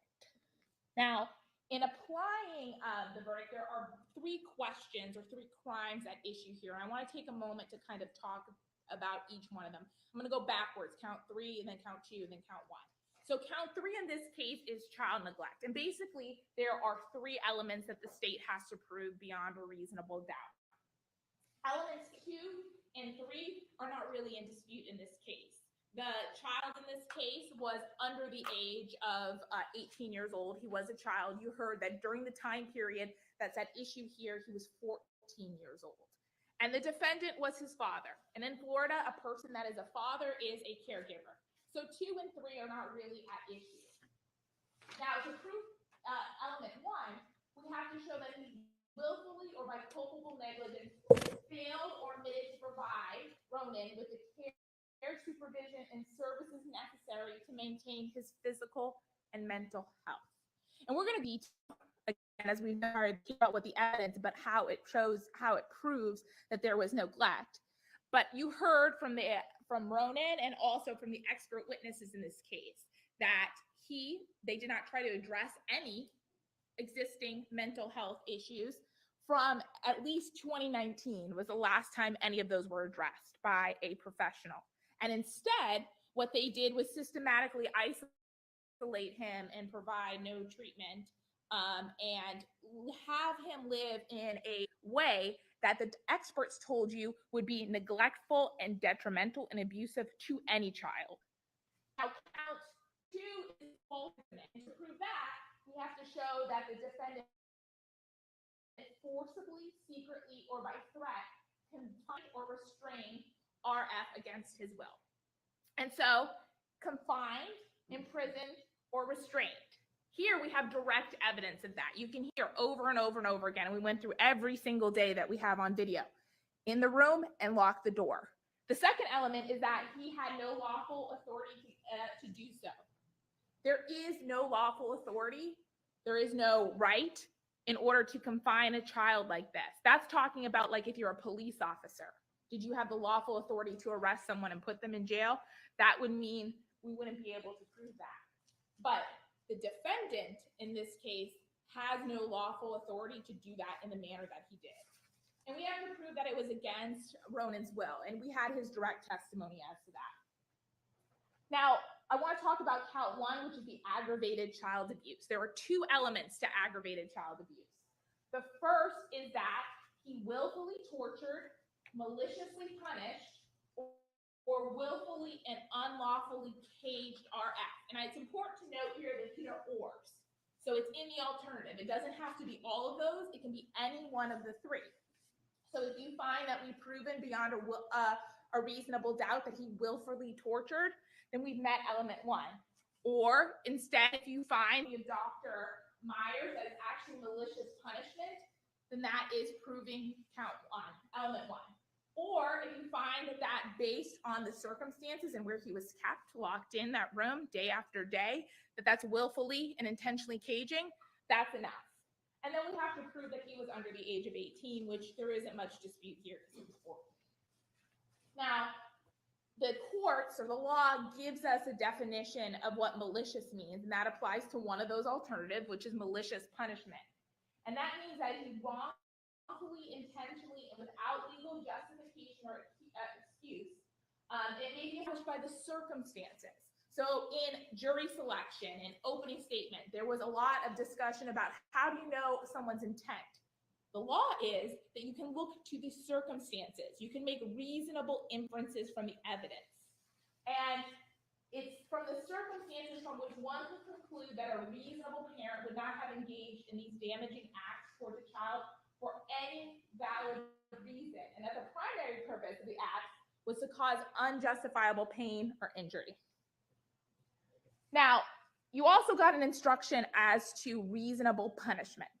And in Florida, you can find the defendant guilty if you prove that we have proven beyond a reasonable doubt that the defendant was not a parent, which is not the case here, or if we've proven that the defendant's physical discipline of RF was not reasonable for misbehavior under the circumstances, not reasonable. If you find that it was not reasonable, you have to find him guilty. So I want to talk for a second about how this instruction applies to aggravated child abuse. This instruction is talking about corporal punishment, right? And we talked in jury selection about spanking a child or not spanking a child. There are circumstances in Florida where it is permissible to use corporal punishment against a child, but that has to be reasonable corporal punishment. So an example would be spanking a child. Overruled. Right? And so when we're evaluating whether or not this applies, about whether or not something meets the definition of reasonable corporal punishment, we look, one, is it reasonable? And two, is it actually corporal physical punishment, which is not the case here. Here we have intentional caging of a child, which is not corporal punishment under the circumstances. Now, you also got an instruction about lesser included crimes. And so the law is that sometimes there are crimes and then there's a lesser included crime under it. And when evaluating a lesser included crime, you start at the top and you make a determination first if we prove the top crime. In that case, it would be aggravated child abuse. If you found that we have proven that crime beyond a reasonable doubt, you don't need to go and look at the lesser included offenses. The same is true for child neglect and the lesser included crime is culpable negligence. I want to talk about kind of what the lesser is really quickly on each one. The lesser included crime is child neglect, is culpable negligence. For that, you just have to find that the defendant exposed RF to personal injury, and he did so through culpable negligence. The reason why this isn't really appropriate is it's subsumed in child neglect. And this doesn't take into consideration the fact that there's a parent-child relationship here, and that the person that the action is toward is a child. This could be any adult action towards another adult. Now, as for child abuse, which is the lesser of aggravated child abuse, there has to be an intentional infliction of mental injury or that the person committed an intentional act that could reasonably be expected to result in mental injury. So again, when we're talking about intent, how does the state prove intent? You don't have to prove, or we don't have to prove the thoughts in someone's head. That would be impossible. But we have to prove that there was an intentional act. So this defendant made actions with intention, meaning it's not an accident. He didn't accidentally build the room in his garage. He didn't accidentally lock his child in day after day. He didn't accidentally make it so he didn't have a bathroom. That's what the types of intent mean under the law. Don't make me do it. Well, only when you move away from the mic. The whole time. That's why I said give her the mic. So, and that is what the instruction of child abuse means. So, What you have heard from the judge and what is clear is what is not an element of a crime, what is not something that we have to prove in order for you to find the defendant guilty. We do not have to prove that every minute of the day the defendant abused his son. We do not have to prove that he was subjected to that abuse at every second of the day. It can be still child abuse when there are times where you are kind and treat your child appropriately, and then other times abuse the child, which is what is happening here. We do not have to prove to you that his confinement was 24/7. There's been a lot of discussion about, well, there were times where he was let out. Absolutely. The state agrees. Ronan agrees. His sister Fiona agrees. That has always been what they have said, what they have discussed about what happened to him. It's not every moment of the day. There are lots of times where they look like an ordinary family. It happens behind the closed doors, which is why we're here. We do not also have to prove that the victim was starving, that he was malnourished. That has never been our contention or the state's claim. We agree that he was not clinically malnourished. The issue with the food is that they systematically controlled and regulated him to an extent where it became abusive. There was social isolation. There was lack of access. There was lack of autonomy to a level in which it was objectively harmful to any person, but specifically to Ronan. That's why the food matters. Yes, he got dinner. He got breakfast most days. You can see on the video, there's 1 or 2 days that as a punishment, he does not get dinner. But we sat here and watched him over and over and over again, eating his meals alone in his room. It also is not a legal defense that a child has some type of diagnosis, a mental health issue, a substance abuse issue, a behavioral problem. You know, whether or not a child is born with a mental health issue or an intellectual disability or a behavioral problem, or an adopted child hangs because of trauma, because of genetics, because of a roll of the dice, that could happen in any case, adopted or biological. That is not a reason or a justification to abuse a child. And that's what the law is. And that's why you're not going to see that in an instruction that it matters at all. It is also not a legal defense that a child has behavioral problems. It's not a legal defense that it was hard, it was difficult, it wasn't as easy as the other children. It's not a legal defense that we tried other things. There's no justification legal for what happened here.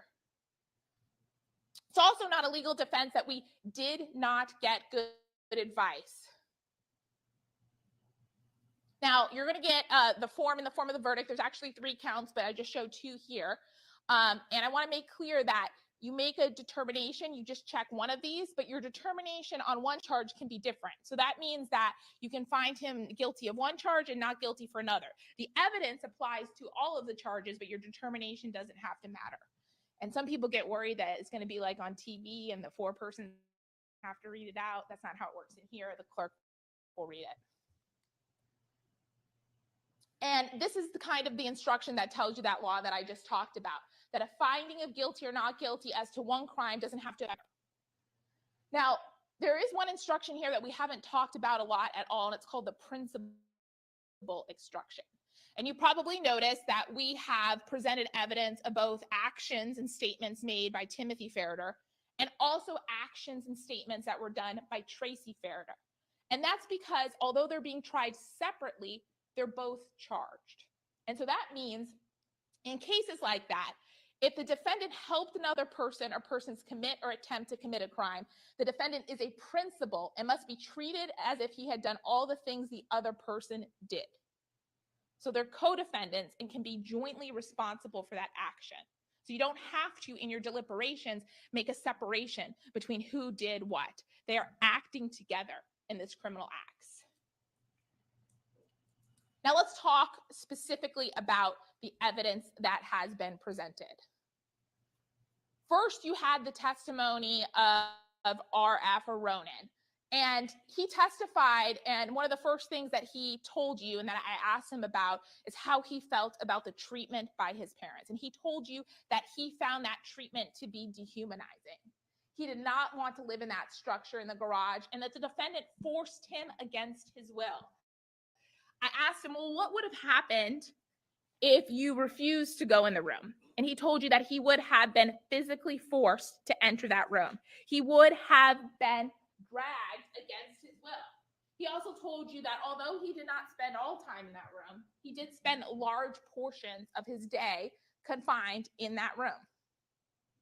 He told you that every single night he would be locked into the room without access to a bathroom, that there are large portions of the day where he would be locked in. Occasionally, a time or two, he would return from school, be put in, and be not let out until the next day. He would eat many of his meals alone in the room, and there was periods, more than once, where he was in the dark during the day. And, you know, on cross-examination, Ronan also told you that, yes, it's true, he can remember the good times because their abuse of him wasn't absolute, but what their actions taught him. They taught him that his needs, personal, social, physical, did not matter. They taught him, they reinforced that he was bad, and that they taught him that it was his fault, that he deserved this treatment. And we can still see the impact of those lessons on Ronan today. It was apparent when he testified that those lessons, what the defendant's treatment did to him, are still there. And we see that those lessons haven't faded. And we could see that in some of the statements that he made. You could see that despite cruel, inhumane, systemically bad, harmful treatment, despite that, those people, the defendant, are still the only parents that he's ever known, that he still wants to please them. Action, facts, non-evidence, and proper argument. Overruled. For a child, and you heard it from both Dr. Myers and Dr. Rappa, for a child, this type of behavior can be normalized. It's complex. It's confusing to have the people, the only people in the world that you are supposed to love and trust, to systemically treat you this way.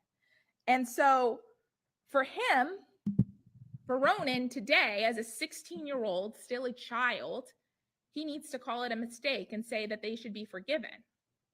But that's not what the law is.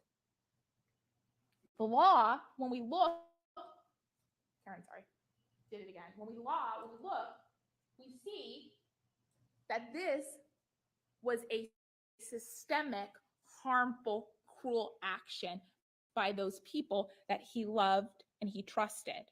And under the law, it's something that's called child abuse. Now, in evaluating the testimony, we also have the testimony of Ronan's older sister, Fiona, who is now 17 years old. And so when this was happening, she's about 15, 16 years old for the time in Florida. And in that white box is one of the instructions you got, and it's about evaluating the credibility of witnesses. And in evaluating the credibility, one of the things that we look at is, does the witness's testimony agree with the other testimony and other evidence in the case? Ms. Coakley, carry the mic. I never wanted to be like a pop star, and that's how this makes me feel. Does the witness's testimony agree with the other testimony and evidence in the case? Fiona confirms, yes, he was locked in the garage. She confirms the status of the room. She says that he had no other room in the house. She also says that the defendant is confined to that room for large portions of time in Florida, and that he is punished differently than his sister for the same action. She tells us that she was allowed to go to the bathroom. She had a room. She had access. And so did her sister Nola and even the baby Pierce. She tells us that at no point did she ever feel that there was any need for her to be protected from her brother, that she was never in fear for him and that he never physically harmed her. There's one incident she can tell us about where he stole from her in Arizona. The defendant's actions towards the victim were normalized in the family. And I know that Fiona was really hard to hear because we did her through closed circuit. But as the judge told you, if it would help in your deliberations, you can re-listen to her testimony, and you can listen to the audio, not from this courtroom, but from the courtroom we were actually in. But there, at the end, on that second day, we talked about, did it just, because this action, because this treatment was happening so often, did it become normal? And she said it was. And she said that at the time, I didn't have a name for what was happening to him, but I do now. And it was abuse. And then we have the testimony of Dr. Myers, who's an expert witness, a child psychiatrist who is still actively treating patients and a professor at Brown University.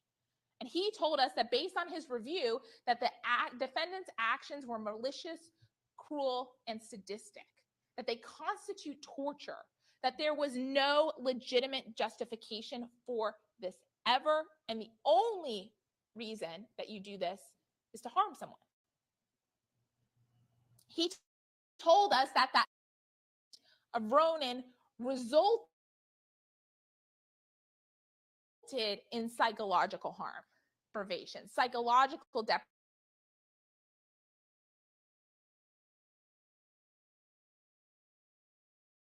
psychological impact. It's in those cases, it leads to a child that is withdrawn, isolated, depressed. It can lead to suicidal ideation. It can cause existing behaviors to deteriorate. So if you take a child that maybe has some pre-existing trauma, that has behavioral issues, it absolutely under no circumstances will correct or treat any of them. It will only make it worse.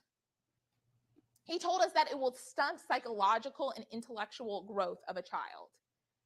He told us, and we just had a lot of discussions about reactive attachment disorder and whether or not that is appropriate here.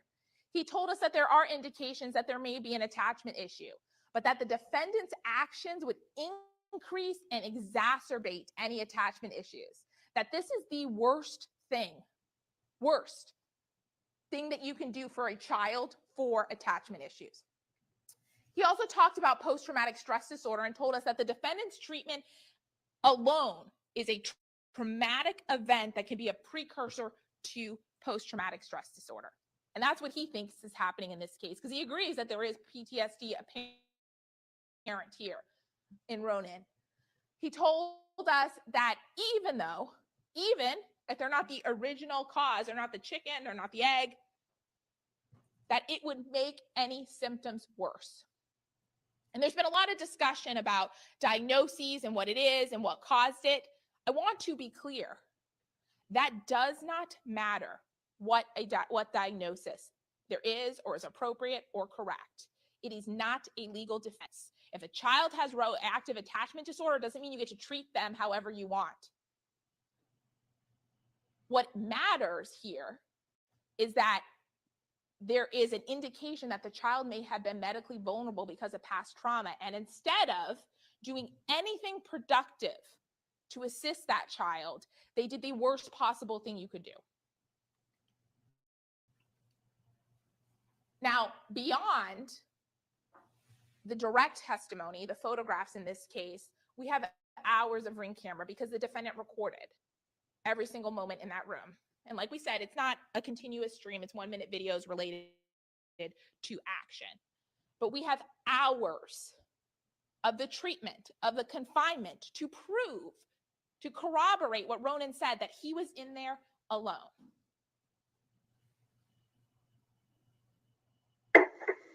You want to take this thing to the next level? Let's do it. Let's do it in Florida too. Let's do it in Florida too. Let's go.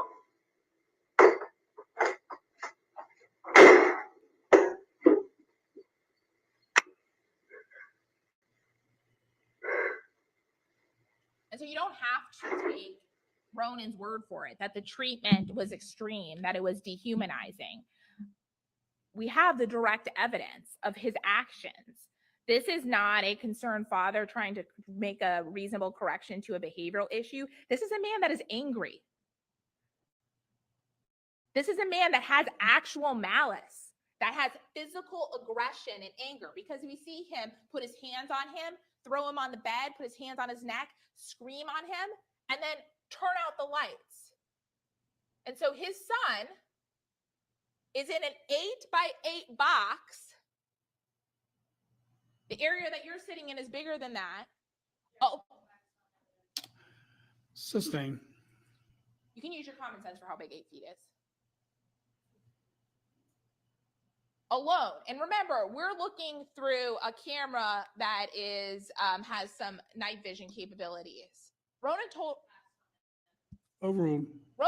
us what it's like to be in there, that when the lights are off, there is no ambient light. There is no window, that he's sitting in the pitch dark. So let's talk about the application of the evidence to the law. Aggravated child abuse. Malicious means wrongfully, intentionally, and without legal justification. What's in establishing or evaluating what is reasonable punishment? Is it corporal punishment? Things that are generally accepted as being a corporal punishment. A strike on the hand. Hitting a child on the back of their behind in a direct response as a punishment. Reasonable corporal punishment. Reasonable punishment does not subject a child to a risk of harm, and it does not cause actual harm, like the case here. It is not humiliating, dehumanizing, and cruel. It is proportional, and it is limited in duration. So let's talk about the duration here. Continuous. This is ongoing, and I think that's an important delineation here, right? This is not a proportional reaction to a behavior, like a discipline or a punishment. He has no other room in the house. There is no other place for him. Every other space is taken up. The parents have a room. Each of his daughters have a room. Pierce has the office. So there is no situation where he conforms his behavior to whatever standards the defendant wants, and then he is out of the structure in the garage. This is his life. Continuous. Even in the best case scenario. But we know that it was more insidious than that, because we look at the duration. January 6th, he goes in at 8:10 p.m. That's when they lock up the door for the final time. No more bathroom, no more glasses of water, certainly no snacks. The door's not open until 7:10 in the morning. He's in there for 11 hours overnight. January 8th, he goes in at 9:39 p.m. January 9th, the door is not open again until 8:35 in the morning, 11 hours. January 9th, 8:36 to 7:39. January 10th, 8:36 p.m. until 8:25 a.m., 12 hours. No bathroom, not a drink, not a chance of getting a snack. No way to escape if there is an emergency or a fire. Locked, deadbolted inside. When we look at January 13th, 4:49 p.m. to 6:18 in the morning, 13 hours on a regular basis. And the exhibit that the state showed you, all of the ring videos are in from that entire time period. But then we showed you hours of videos that showed every event. So him going in, and then when they come in again, he gets out. So those are the major blocks, the major events. When they come in, they go in, they out. And those are the numbers that we're talking about. When we look at the total in a day, okay, fine, not just overnight. How much of a 24-hour day is he in the room? On January 10th, he goes to the bathroom between 7:39 and 7:45 a.m. or 7:43, so that's when he's let out. He leaves the room at 9:05. He told us he got left around 9 to go to school. And then he returns to the room at 4:59, so after school.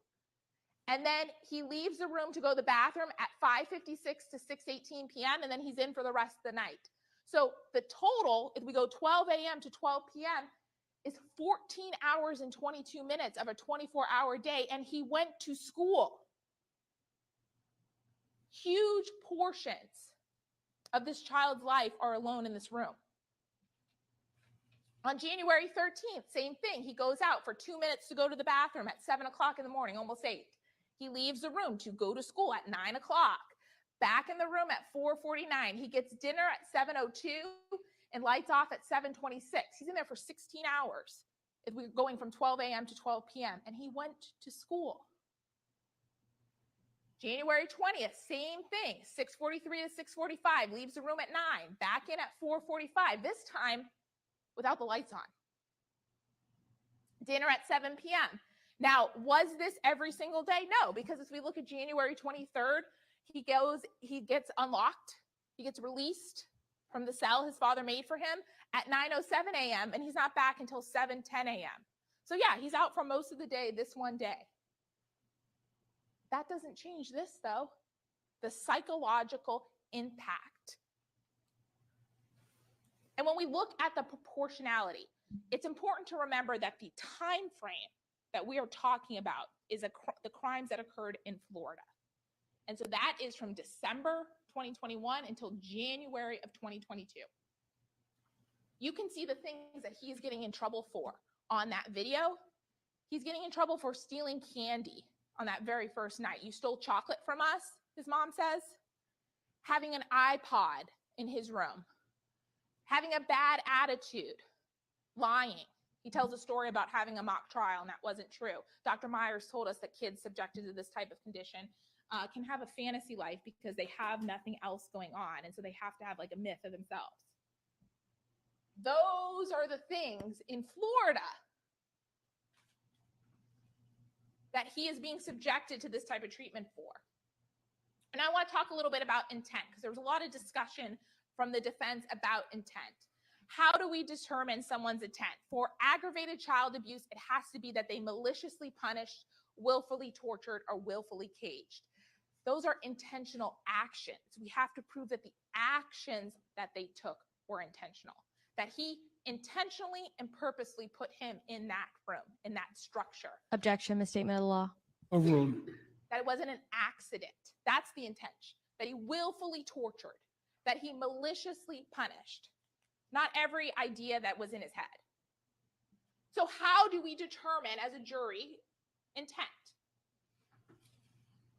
We look to the evidence. You can make reasonable inferences from the evidence, and we look to his actions and then the things that he said in those circumstances. So let's look at the defendant's actions.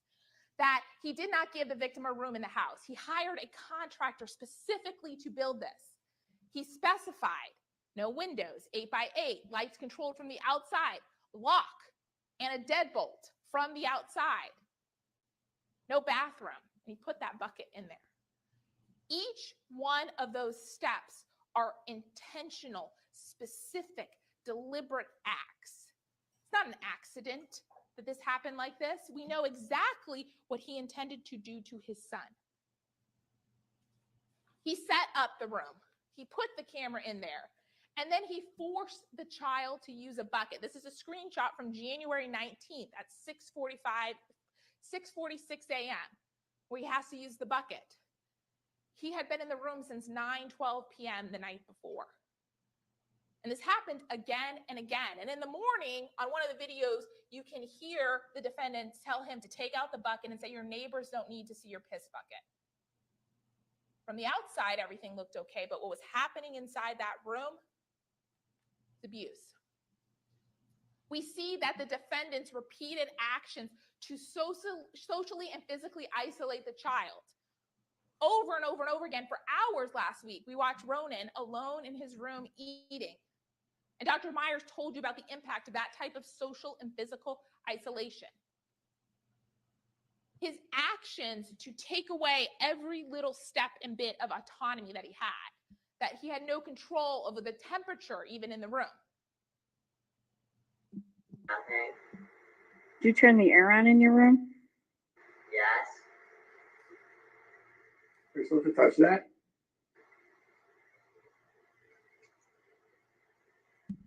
Did you hear Baba? Yes. Did you hear his question? No. Are you supposed to touch air conditioning? No. Why did you touch it? It was getting hot. I don't give a shit if it's getting hot. You're a tough guy. You don't touch the air conditioning. I'll deal with you tomorrow on that. You know, in opening statement, defense counsel said that there was just a design flaw in the room. It's not a flaw. These are intentional choices. This is what he wanted to happen. This is what the environment that he intentionally subjected his son to. An environment that no reasonable person would think was appropriate or acceptable. And then after they have that conversation, both parents come in and ransack the room again and leave him with even less stuff sitting in the room. We have the defendant's actions, his choice that not only would he substantially socially and physically isolate his son, but that they had to subject him to hours of sitting in the dark.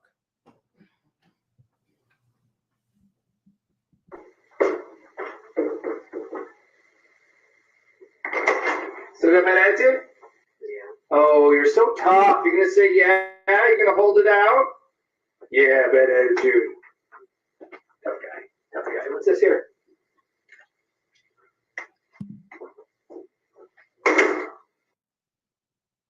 What we have here is anger and derision.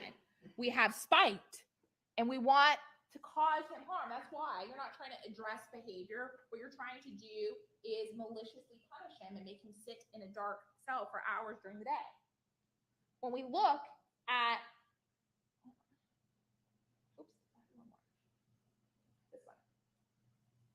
this is a few minutes later.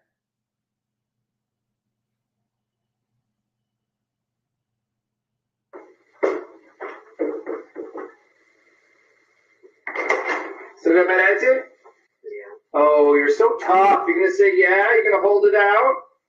Yeah, bad attitude. Tough guy. Tough guy. What's this here?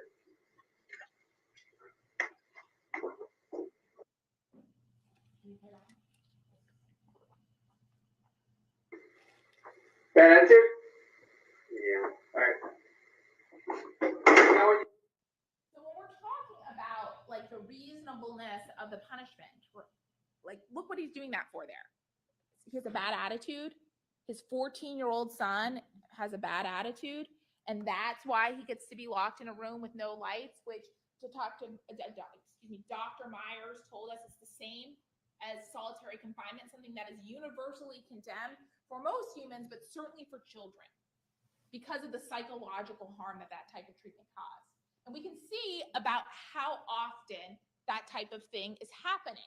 The camera is installed in the room on January 5th. That's the very first video we watched. And we went through each of these.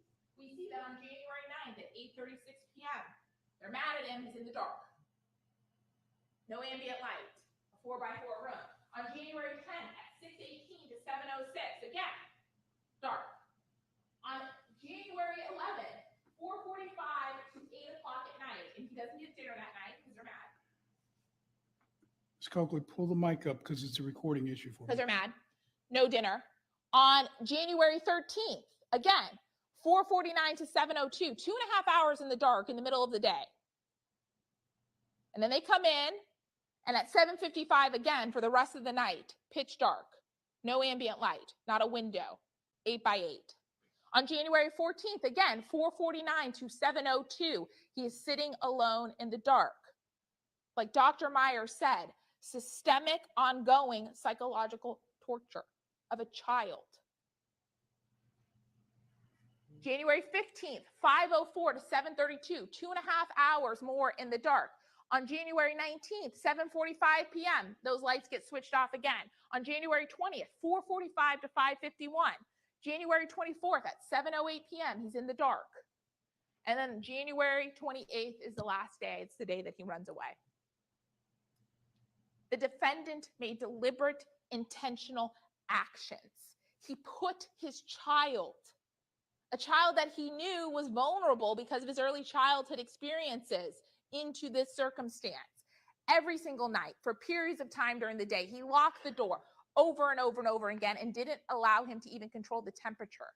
His only option was to use the bathroom in a bucket, and he had no access to water on multiple occasions.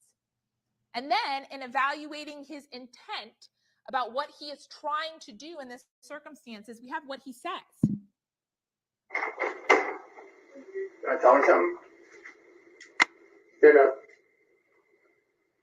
Tell me something. Don't tell me what. This is your one chance. Don't look at me like an asshole. You want to tell me something or not? I have a nightmare. Yeah, from where? Blue van. Where? Green van. Excuse me? Green van. Stealing again? I mean, What really? the fuck is wrong with you? You're Stealing, so fucking like, disappointing. Chocolate? And there's some, you got so much stuff in your You're room. fucking great.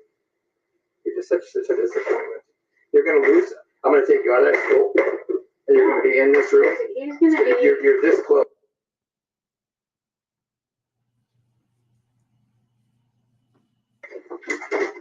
Where are these in here? Where are these? What are they? These.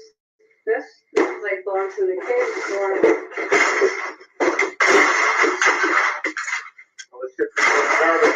Very soon. See what your lion does? See what your lion does? You see it? Is this? We're going back to this? Is this to your?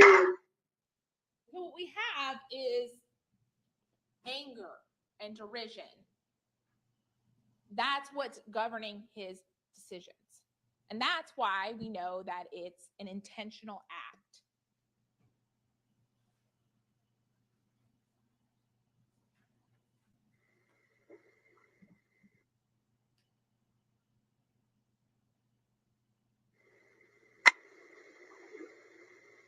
Stand up. Why are you giving people shit attitude? Fuck that. Don't say I don't know. Why are you giving a shit attitude? I'm not thinking. Fuck that. Why are you giving a shit attitude?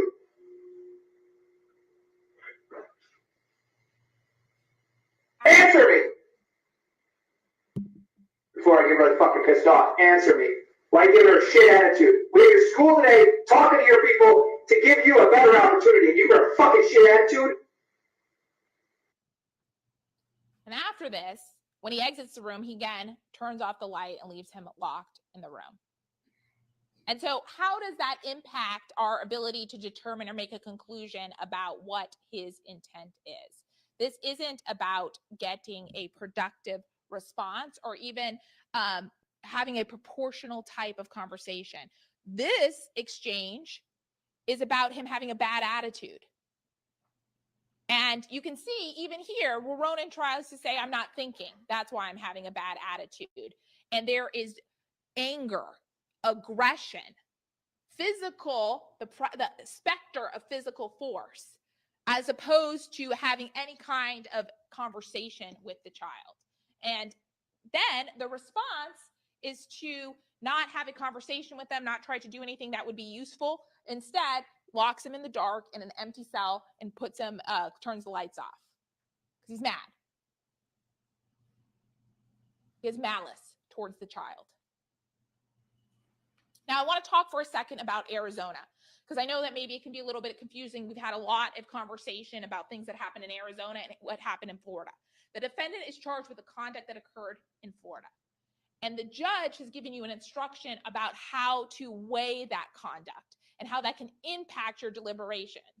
And that instruction is that the evidence of those other crimes, wrongs, or acts can be considered for the purpose of proving motive, opportunity, intent, preparation, plan, knowledge, identity, or the absence or mistake of accident. So that means that when considering the defendant's intent here, you can take into consideration his actions in Florida. You can take into consideration that this is not just something that he suddenly came to in Florida, that it just happened for 30 days. You can take into consideration that this is something that the defendant had been subjecting his son to for a period of 3 years. With, as Dr. Rapper told you, really no improvement, right? Like he was still having the issues that the defendant was concerned about, the bad attitude, stealing the sprinkles. And so, despite the fact that it was not helpful, that it was harmful, he continued to do it. It's an intentional act, that he continued to lock his structure, that it's his child in that structure, that there was a bucket, that there was no control over the lights or temperatures, that he used physical and social isolation. That this is not just something, oh, let me give it a try. This is something that he had been subjecting his child to for years. And you can take that into consideration when determining his intent here.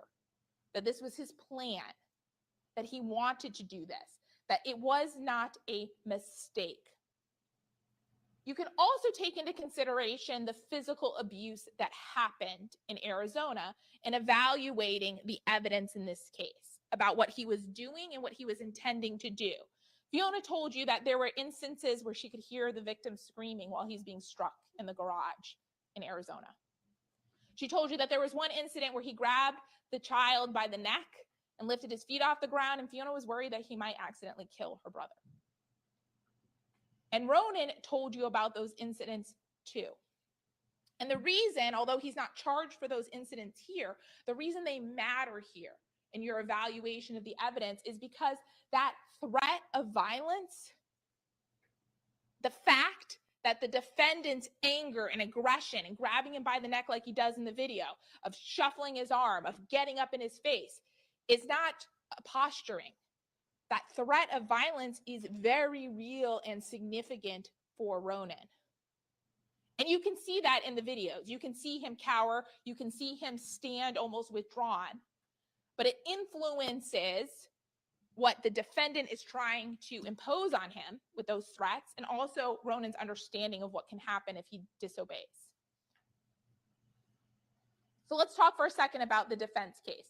They put on some witnesses, and for the most part, the first day witnesses were the defendant's friends, with the exception of the teacher.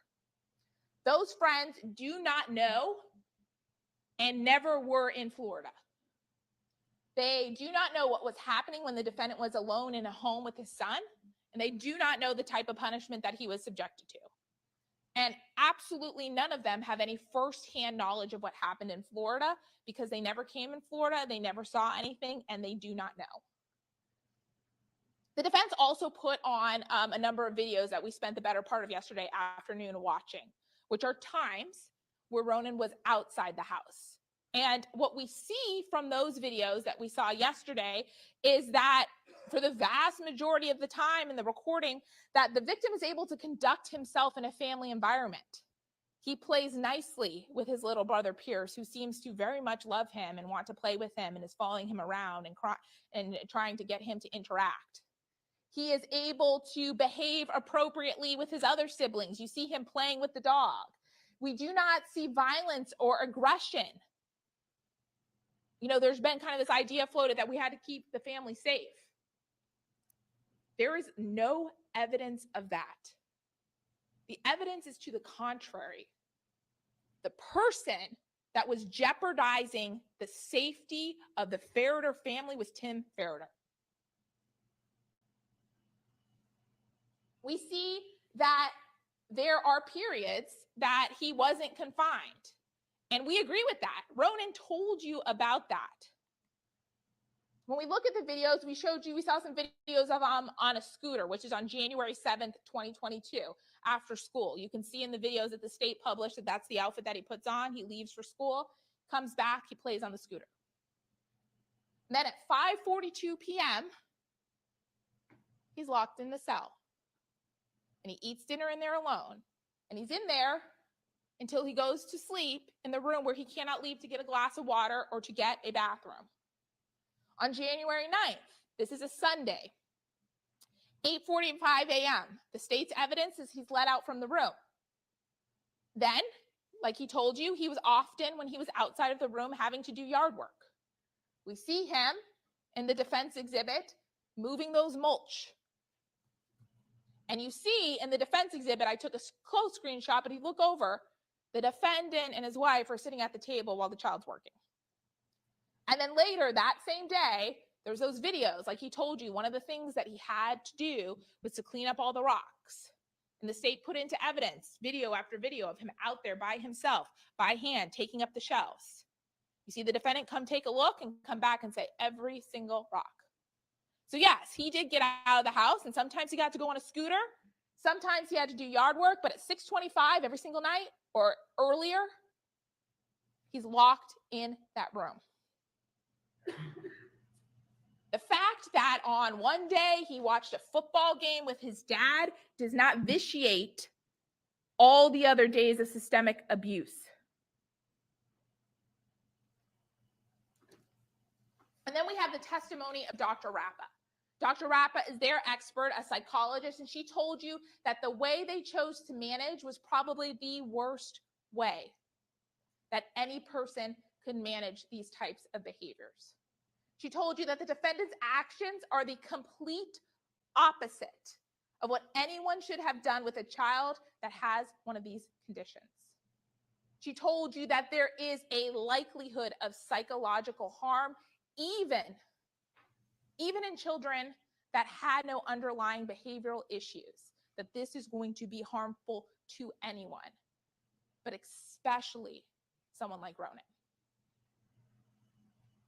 She talked about PTSD and reactive attachment disorder, and she told you that the defendant's actions would exacerbate the symptoms, that what he did made it worse. Actual harm. That is the defendant's own evidence. She says that this is not the recommendation that they received from any treatment provider, that she went through the records and that what was recommended was medicine and therapy, and that there was very little of that done. And the last time that they dealt with any mental health professional for their son, who, according to the defense, they're so concerned about his behavior, was in 2019. The time frame that we are talking about is December of 2021 to January of 2022, 2 years later. No efforts. And we can see, and it's in evidence, you can take a look, when he is enrolled in school at the Palm Beach County School District at Independence Middle School in January of 2022, you fill out enrollment paperwork. And there, Tracy Ferriter says, normal dental, normal skin, normal eyes. Any concerns about general health? No. Any other specific illnesses or social or emotional or behavior problems? No. At no point did they try to get an IEP, an individual educational plan. At no point after 2019. Objection, facts not in evidence as to the IEP. Overruled. We heard that, there was one email sent to someone about transcendental meditation, 2022. You know what else happened in 2019? Instead of doing anything productive to deal with the trauma maybe experienced by their sons or their behavioral issues, they locked him in the garage. Their biological son, Pierce, was born. They needed the bedroom. Ronan went into the garage. 2019 is when they stopped with the mental health professionals. In 2019, when that is happening. Those actions, what the defendant is taking, is not reasonable punishment meant to correct something. It is malice, it is willful torture, it is intentional caging of a child. Now, Dr. Rappa, there was a discussion about what started the PTSD. Was it the defendant's abusive actions, or was it just his childhood neglect? And you got an instruction about how you can evaluate a witness's testimony. That instruction is that you get to use your common sense in deciding what is the best evidence. You get to decide what should be relied upon in considering your verdict. You may find some of the evidence reliable and some not. So you can say that some of what Dr. Rappa said makes sense to me and I think is appropriate in light of the totality of the circumstances. And some of it doesn't really line up. But our experts agree unequivocally, the defendant's actions were harmful. They should never have occurred, and they would have led to worse behavior for the victim. That there was absolutely no benefit to what they did. Instead, they were harmful. In a criminal case, the state's burden is proof beyond a reasonable doubt. And the law instructs us on what a reasonable doubt is. A reasonable doubt is not a mere possible doubt, a speculative or imaginary doubt. Such a doubt must not influence you to return a verdict of not guilty. And so what does that mean? If you're back there in the jury room and you find yourself speculating, well, this is what they could have meant. And it's not based on evidence, it's speculation. The law is that you have to stop. If you find yourself forcing a doubt or imagining a doubt, the law is you have to stop. A verdict of not guilty can only be based on a doubt that is reasonable. And when we look at the totality of the evidence in this case, there are no reasonable doubts left. Now, one of the instructions that Judge Coach just gave you is what the lawyers say is not evidence, and you should not consider it as such. The exhibits, the testimony, the video recordings, that is evidence. What I say and what the defense says is not evidence.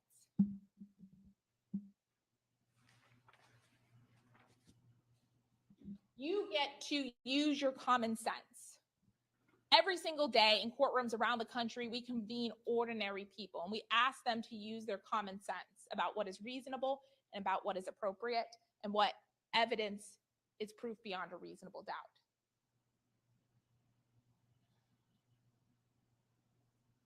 For about 6 weeks, Ronan Ferriter was locked in a room in Jupiter, Florida. And yeah, he got to go to school, and sometimes he got to go on a scooter, and sometimes he got to play with the dog. But as you heard from Dr. Meyer, that doesn't change the impact of this type of treatment has on any child, but absolutely on a child like Ronan. The defendant's intentional, repeated acts caused harm.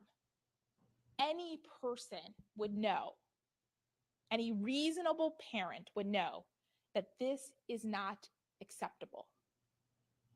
Any reasonable parent or person would know that this is going to harm. And despite that, over and over and over again, Tim Ferriter made that intentional, deliberate decision to treat his son like this. That's actual malice. That's intentional torture. That is willful caging. It's aggravated child abuse. It's child neglect, and it's certainly false imprisonment. It's not just one thing or one moment. It is all the things over and over and over again. What the defendant did was a crime, and that's why we're here today. Like Ronan told you, it was dehumanizing, and it was traumatic, and it should never have been done. Based on all of the evidence, that is why we are asking you, all of that evidence, those hours of tedious videos, and I know it was tedious to watch them, but the reason that we did is to see just a moment of what that tedious life was like for Ronan here. Based on all of the evidence and based on the laws of the state of Florida, we're asking you for the only verdict that is supported by the evidence and supported by the law. And that is a verdict of guilty. Thank you.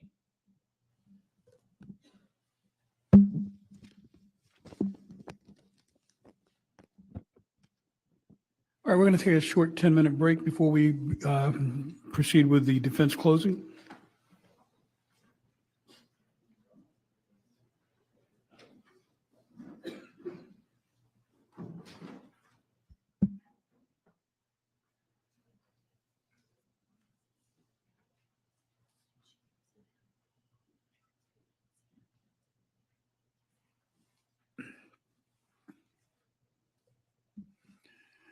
All right, everyone may be seated. Court will be in recess until 3:10.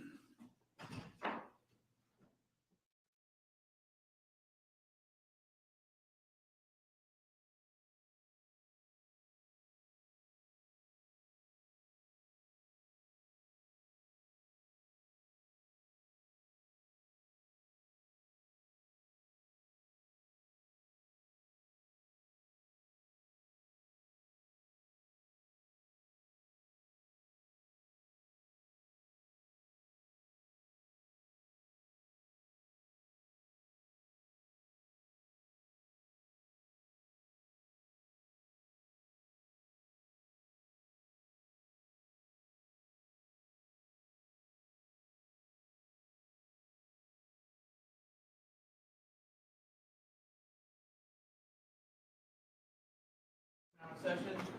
The Honorable Howard Coates presiding. All right, good afternoon. Everyone may be seated. All right, Ms. Murad, is the defense ready to proceed with its closing? All right, you may go ahead and bring the jurors in.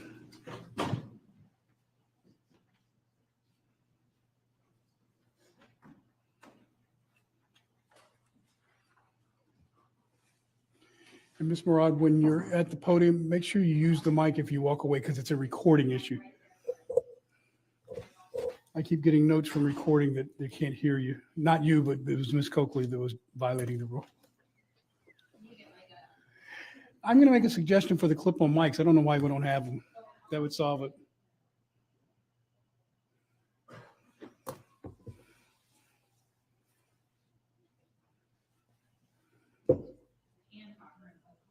Yeah.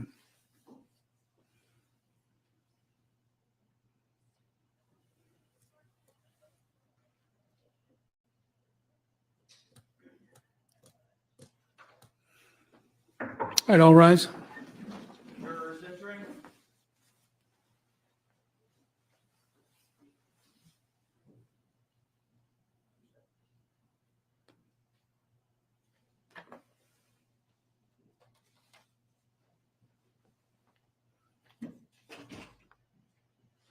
All right, everyone may be seated.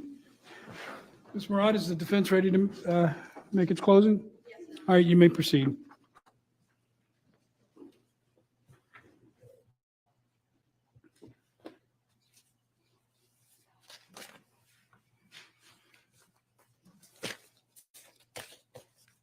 There is not one moment that I want you to think that this defense is about whether or not Ronan deserved the treatment that he got, because it is not. Or that the fact that he is vulnerable or had medical issues from early childhood is justification for what happened, because it is not. However, we are in a criminal courtroom, and what you have to determine is whether an act, a horrible act of parenting, a bad act of parenting, bad choices amount to a crime. And in this case, they do not. I told you at the beginning of this trial that Tim Ferriter had to make tough choices based on the experience that he had had with his son, Ronan. And I'll talk about that more in detail. But what I want to start with is sort of the bedrock of any criminal case, which is an understanding of what reasonable doubt is.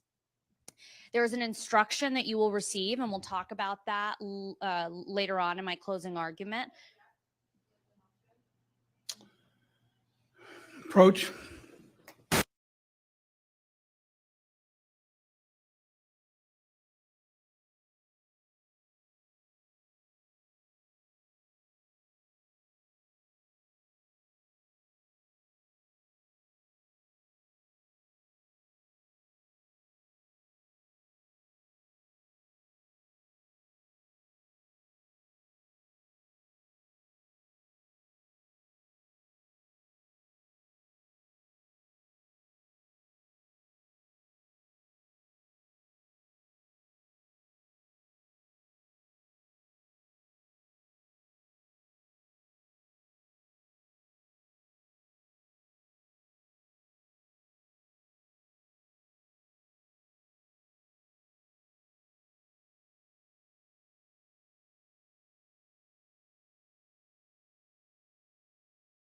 Objections overruled. You may proceed. And that's without prejudice to the state to address it in rebuttal. So there's different ways to understand reasonable doubt. And I think that a helpful way to understand it is in terms of sort of the other standards that we have. So at the bottom here, you see reasonable suspicion. And that is like a super low standard. That's why it's on the bottom. So that is the standard that a police officer has to have just to sort of stop you on the street. Sustained. When we talk about reasonable doubt, it is in reference, right, to all the other standards, because beyond a reasonable doubt is the highest burden in our justice system. Normally, when we talk about a criminal case, it's different than, for example, a civil case where you are deciding whether or not something is done by the preponderance of the evidence. That's about 51%. The next level up from that is clear and convincing evidence. And that's the standard required for the government to take your children away.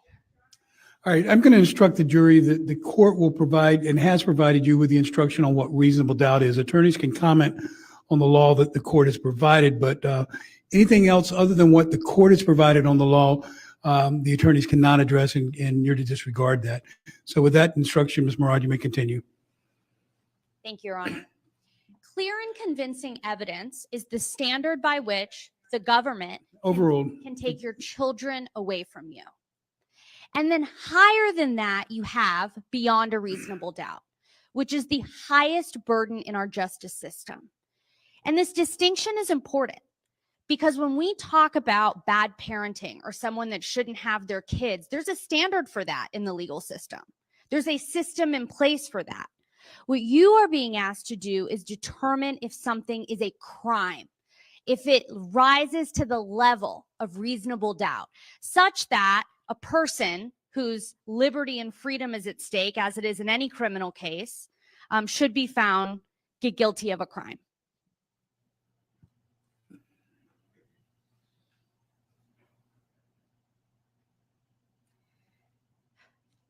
You are not being asked whether you condone of Tim Ferriter's actions. I put up an expert, Sheila Rappa, who says she does not condone of Tim Ferriter's actions. And I didn't do that not knowing what she was going to say. This case is about a different sort of location and time than what the state's talking about. There is no dispute that what Tim Ferriter did caused harm to Ronan Ferriter. My own expert got up and told you that. The question before you is whether or not that was done with the appropriate intent to be considered a crime, whether or not those elements that the state mentioned are met. And so I want to talk about those in specific. Let's start with this. What are we actually on trial here for? The state mentioned a instruction towards the end of their closing argument regarding the things that happen in Arizona. And of course, the defense brought some of that in. It offers context. But the decision that you are making is whether or not Tim Ferriter committed a crime during about the 6-week period that he lived in Jupiter, Florida, between January 5th to January 28th. That's when the video goes up in the room. They move in a little bit before Christmas. That is what you are being asked to do. If you believe that Tim Ferriter committed a crime in Arizona based on the testimony, but you do not believe that the state has proven beyond a reasonable doubt that he did so in Florida, you must find him not guilty.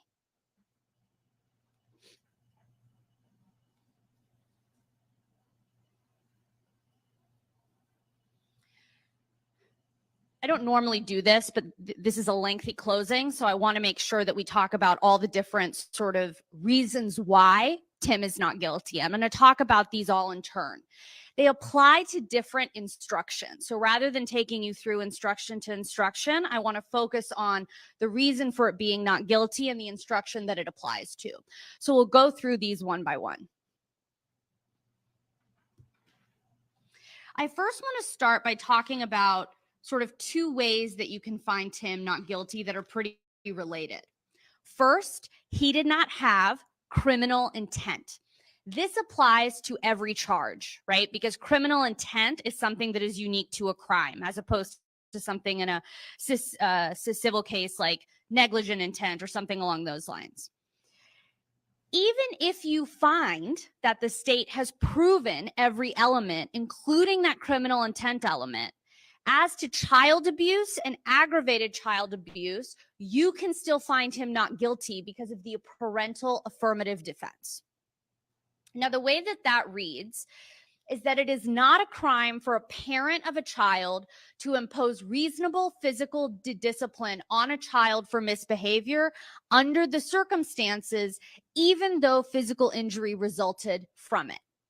And this is the important part. If you find that the state proved beyond a reasonable doubt that the defendant was not a parent, that's not an issue here, or if you find that the state proved beyond a reasonable doubt that the defendant's physical discipline was not reasonable under the circumstances, you should find him guilty if all the elements of the charge have been proven beyond a reasonable doubt. This is a little hard to understand, but this is a two-step process. First, the state has to prove every element of that aggravated child abuse or child abuse beyond a reasonable doubt. And then the second bit is they have to disprove this affirmative defense beyond a reasonable doubt. It is not the burden of the defense to prove to you that it was reasonable. It is the burden of the state to disprove to you that it was not.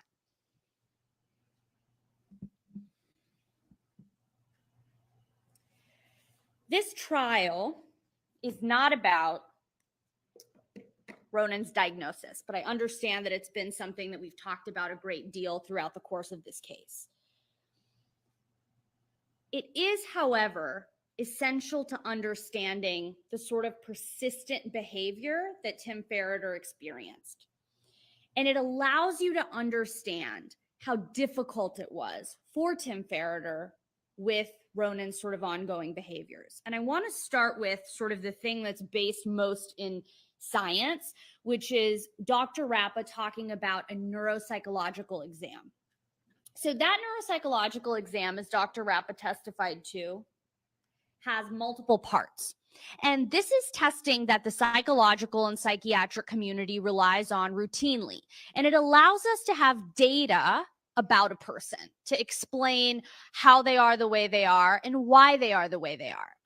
This neuropsychological testing has multiple parts, and it includes something from Ronan himself and from an adult parent. Dr. Rappa explained that.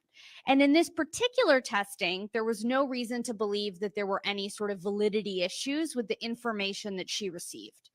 She also said that even though the testing was from just a couple months after January 28th, that doesn't matter because it still is a test of executive functioning. What that testing revealed is that Ronan has clinically elevated levels as it relates to inhibition and emotional regulation. And what Dr. Rappa told us is that that means it explains this sort of persistent behavior that's not stopping, that becomes explosive.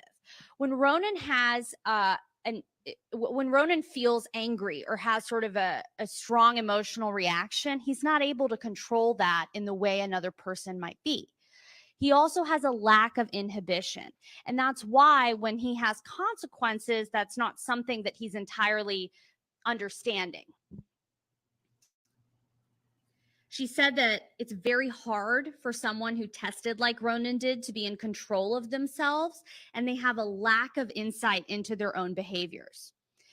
She also explained that this testing, right, goes back to early childhood, and that's not really in dispute. The state's own expert, Dr. Wade Meyer, said that he believes Ronan has probably an attachment type of disorder from the time that he lived in an orphanage. Again, there's no dispute that the Ferriter's actions exacerbated that, right? Dr. Rappa told us that. That's something that the defense is completely conceding. But both Wade Myers and Dr. Rappa say that this is something the Ferriters did not cause. It is from very early childhood neglect. And what we see and what the key is, and Dr. Rappa talked about this, Wade Myers had to concede to it, their behaviors before 2018, right? That's when we're talking about the timeline, we know that Pierce was born on February 28th of 2019. About a week prior to that, per Ronan's own testimony, a room was built in the garage in Arizona.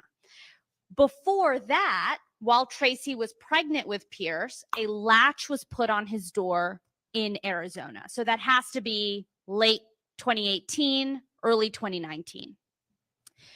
Prior to that time, Dr. Rappa testified about records that she reviewed from 2015 elementary school emails about ongoing and persistent behavior. And I asked her, because look, I understand, and the state made light of it, but stealing sprinkles or activities that are just considered childhood behaviors. It's very hard to distinguish what constitutes regular childhood behavior and what constitutes a disorder. And I asked Dr. Rappa that during her direct examination. And what she said is that it is the persistence of these behaviors, that despite there being consequences, despite there being boundaries, they continue and continue and continue.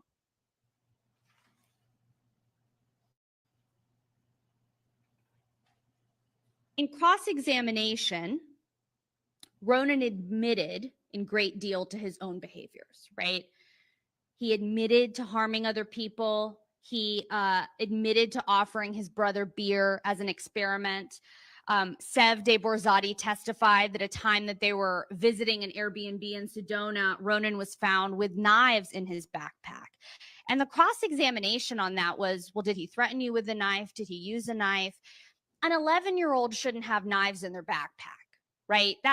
That's everyone's common sense. That as a young child, there are certain things, certain boundaries that you cannot cross because you're a kid.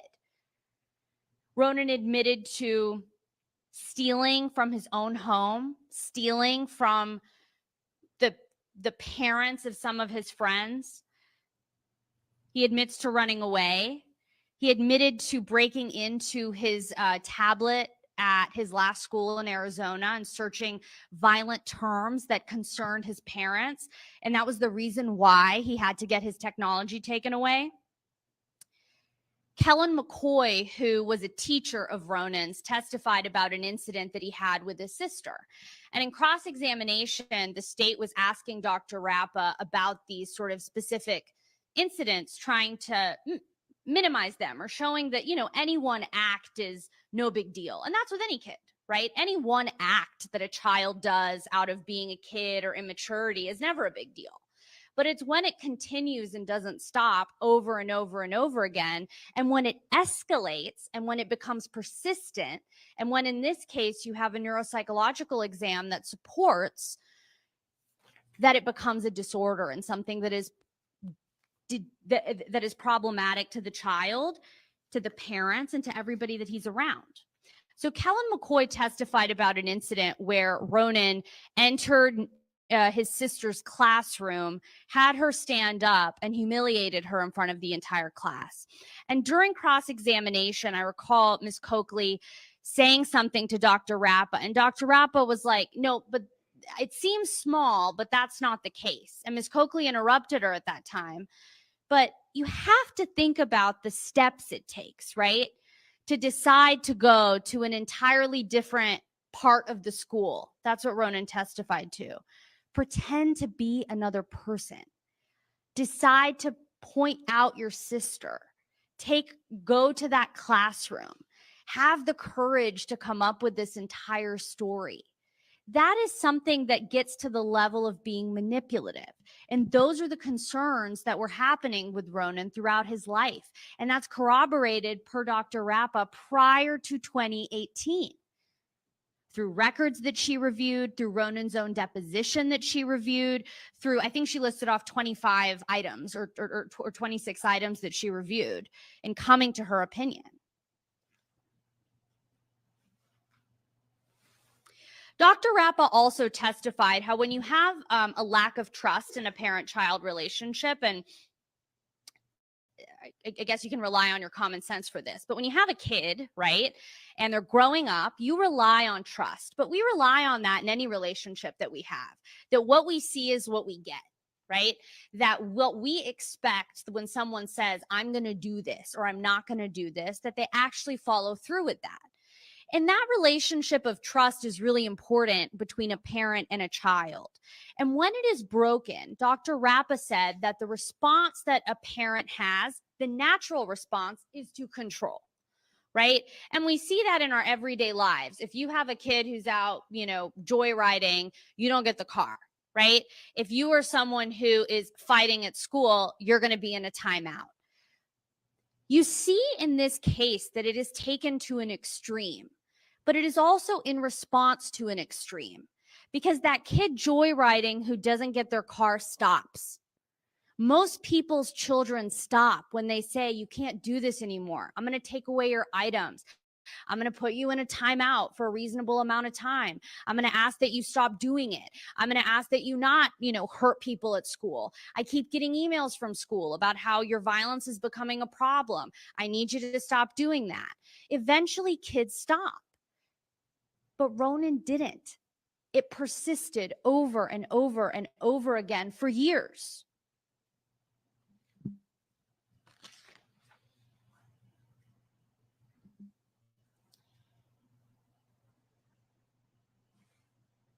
I want to show you a video of how Tim Ferriter responded to Ronan. To the next step. So if you don't give a shit and you want to run away, see how that takes you. I'm not chasing you this time. See how it goes. If you want, should I put this ankle thing back on you? Because I kind of need to know where you're at, just so you don't get hurt yourself. Because you have no fucking idea what's out there. You think you do.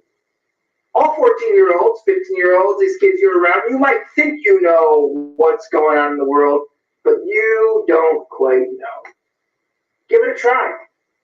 Go ahead. But I gotta put the ankle bracelet on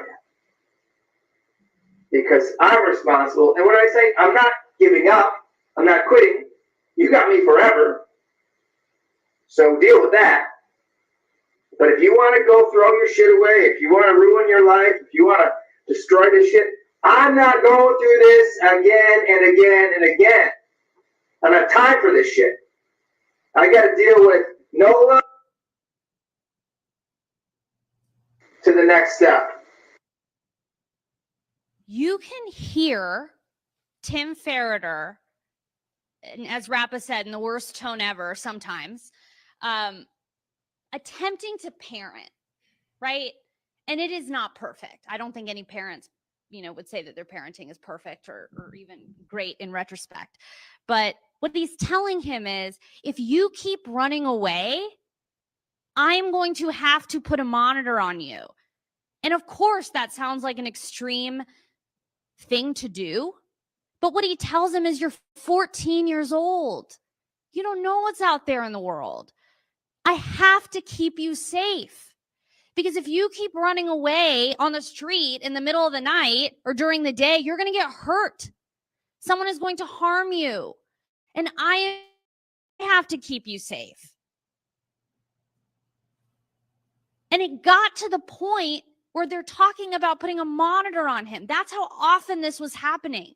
And no parent can allow their child to run on the street, right? No parent can allow their child to be lost and not go find them. So he's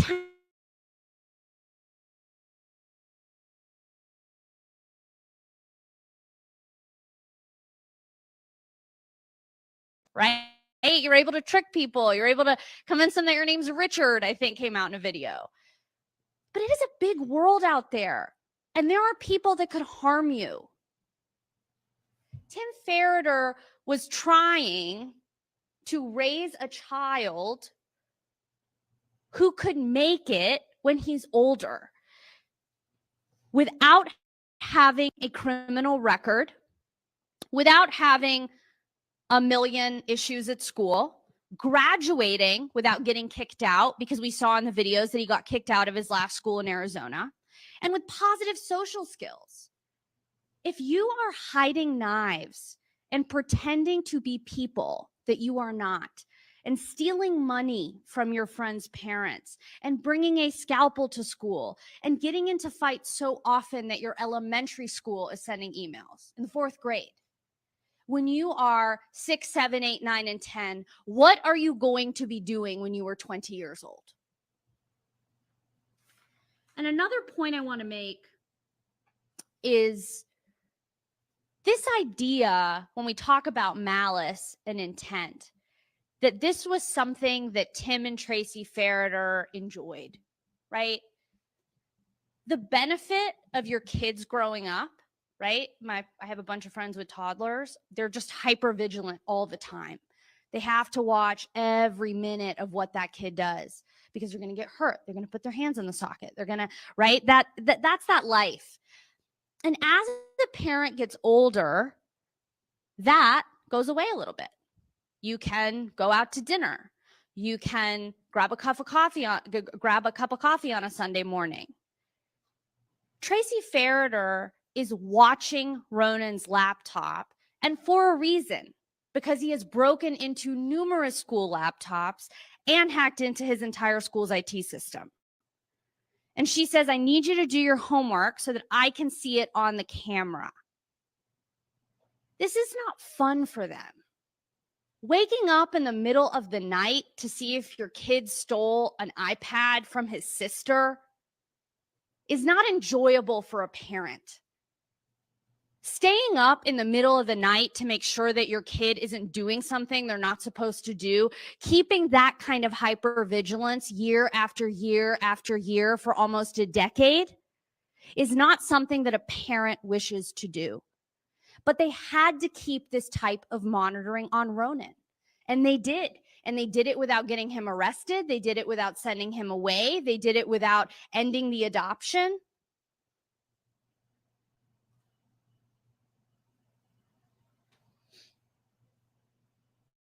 There was always a reason, if you go through the videos, and there's a lot of them. I know you watched many of them. If you watch all the videos from inside that room, and I know we watched about 8 hours of it together, you can hear Tim telling Ronan every single time he's in trouble.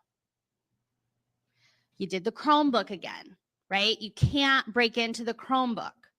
There was a time, and Ronan admitted to it on cross-examination, where he went into the school, he went into a different teacher's classroom and said that he was evaluating the teacher with the school board. You can hear Tim say that. This idea that it is gratuitous, Ronan even says, discipline to you was always in response to something that you did. And Ronan said yes, whether that was a timeout, whether that was getting yelled at, whether that was getting in trouble, it was always in response to something. And I'll concede what Dr. Rappa said, that the tone was not appropriate and the strategy was not appropriate. That is not in dispute here. But to say that it wasn't reasonable to Tim Ferriter, who had a reason every time it was happening, that is inaccurate. When he talks about the AC, Ronan admitted in his cross-examination, it was right at the end of my cross-examination, I asked him about when he almost started an electrical fire at the home in Arizona, right? And he talked about how he was playing with the lights and tried to mess with the light switch. And he initially said, it wasn't going to be a fire because I would know how to fix that. And I said, that could really hurt somebody. And he said, yeah. So he's not allowed to touch electrical items or, equipment in his room. You can hear when Tim is talking about specifics. We talked about that. So I want to talk now about what you experienced during this trial versus what the Ferriters experienced over the course of time. So this trial, right, is really talking about not just what Ronan went through, but also a parenting relationship. Anytime something's happening to a kid by a parent, there's a relationship there, right? A parenting relationship that spans time. And what you saw was over about a week and a half. I know it feels like forever, but it was about a week and a half. And when you saw Ronan testify, it was about 2 hours.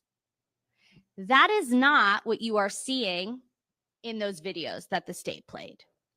What you are seeing in the videos the state played is after year 1, 2, 3, 4, 5, 6, 7, 8, 9, 10, 11, 12, 13, and 14 of ongoing issues. And Sustained. And you are, Jury is instructed to disregard the last comments of counsel. and what you are seeing is a family at their wits' end. There's no doubt about that. And I don't know a single parent, take away a child, take away all the variables, a child with behavioral issues or a diagnosis or even just, sort of benign behavioral issues. A parent and a 14-year-old or a 13-year-old, a preteen. I don't know a single parent who would want their worst couple months, their worst year with their relationship with their kid filmed on camera for everyone to see without any context, without any understanding of what was going on the years prior, without any understanding of who they are. Sustained. Jury is instructed to disregard counsel's comment on her belief on the evidence.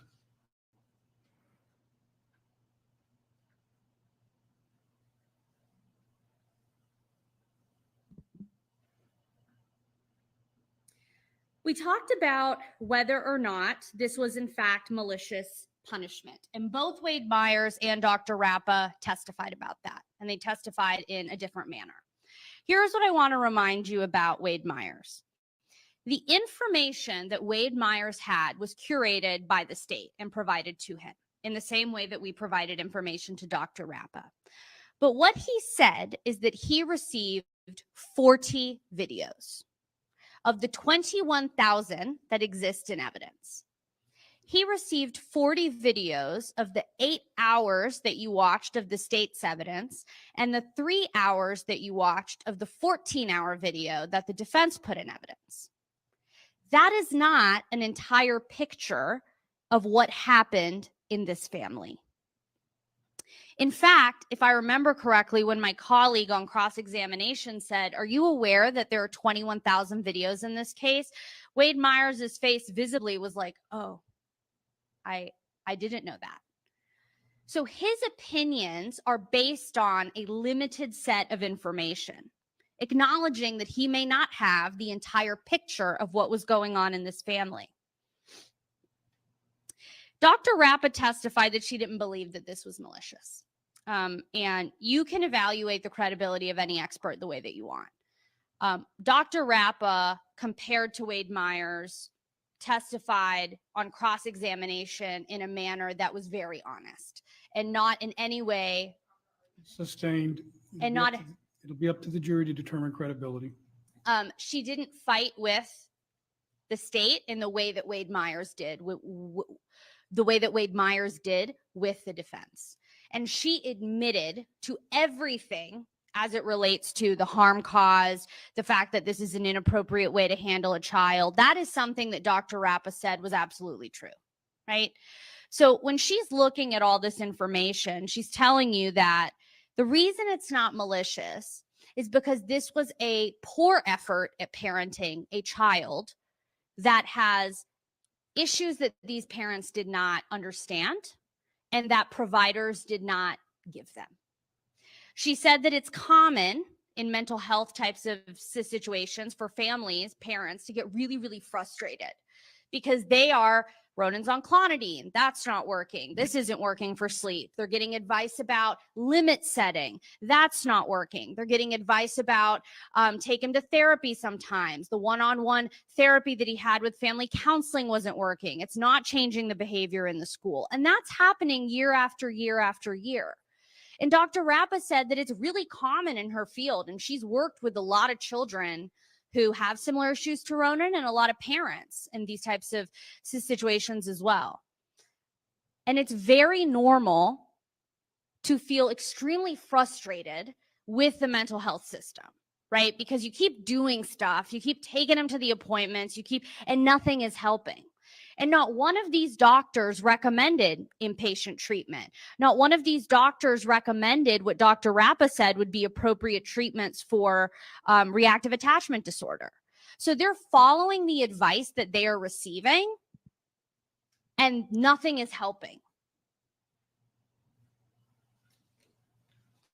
When I was talking to Ronan in cross-examination, he had to be reminded of this But he said that he was going in Arizona to appointments about once a week. So many that he didn't remember who the providers were. So this idea that they didn't try is not true. Ronan himself has said that he was going and seeing people once a week. Both experts testified that there were emails between the schools and the parents talking about Ronan's behavior, trying to figure out how to deal with it. Miss McCoy, the former teacher, testified that after the incident with Nola in the classroom, Tim came with Ronan separately and Tracy went with Nola in order to try and talk to the teacher and figure out what was going on. The idea that these parents were not involved and not trying is distant from the facts. There were also non-medical efforts, and I know that it sounds silly, the meditation, but this is a family that from when this child was a kid was like, okay, what are the non-medical options that we can try? What can we do to burn off his energy? What if we don't give him sugar? Maybe that'll help. What if we don't, put him in karate, jujitsu, put him in these activities like track, what he did in Arizona. He did chess club.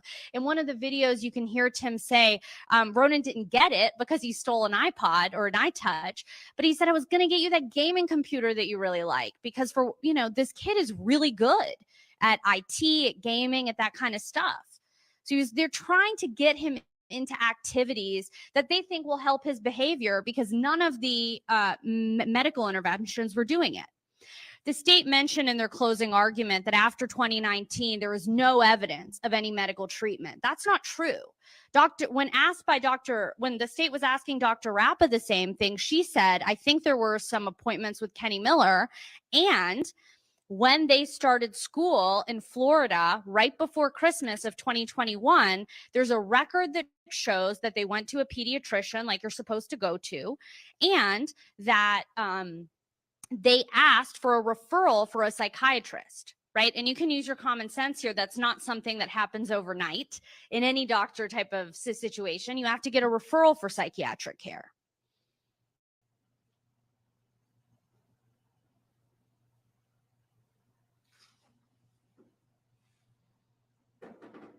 I want to go now to points 3 and 4 that I had in that sort of initial slide or roadmap.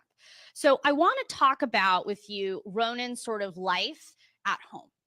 And this goes to the elements that this was not torture, which goes to the aggravated child abuse, and that it was not malicious punishment, which also applies to the aggravated child abuse.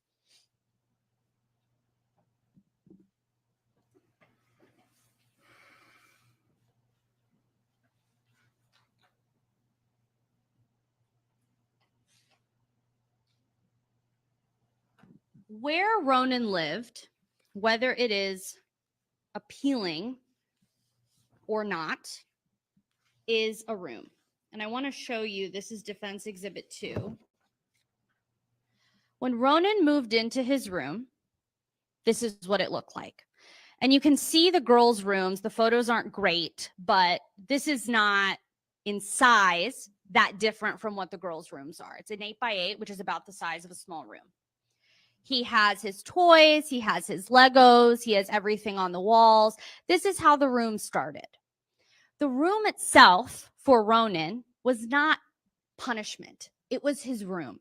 And if you look at the videos in State's Exhibit, I think it was 16, you can see Ronan doing things in his room that have nothing to do with being in trouble. He is, there's one video where he's FaceTiming a friend and showing them his room to show kind of where he lived. He's playing games. He's playing with Legos. There's a video in there where Pierce comes in and tries to play Legos with him, and he says, no, I want to play alone right now. Ronan also testified that that room was not always locked. It was locked in the evenings when he was asleep, and it was locked if he was in a timeout. The state also mentioned that, this narrative that this was a secret. The Ferriters hired a contractor to build this room. It was not privately done by them. They also had the garage door open for much of the videos that you watched yesterday where Ronan was coming in and out. And so this is not some sort of secret. The teachers knew. There's emails back and forth about Ronan's behavioral issues. The fact that Ronan had restrictions that other kids did not have or that his siblings did not have was not a secret. Sustained. The state's expert characterized, and the state's been characterizing this room as a cell or a box. And I showed you this photo. It's a room with a desk and a bed and toys, and it has stuff on the walls until Ronan took them out or they were taken away from him because he was in trouble. I want to talk to you about the bucket that was placed in the room. Tim says to Ronan in one of the videos that you watched it was one of the videos that the state presented. So it was a couple days ago. It was last week. I don't want you to use it. Call us so that you're not using it. Throughout that 6-week period of time, it is used 2 to 3 times in total. What it is not is deprivation of a bathroom. It is a terrible solution to wanting to make sure that Ronan in the middle of the night cannot get out of his room. Because as you heard Tim Ferriter say in the videos, he is running away. So much so that he needs to place a monitor on him so that he is not running away in the middle of the night, telling people that he's someone he's not, and putting himself in danger.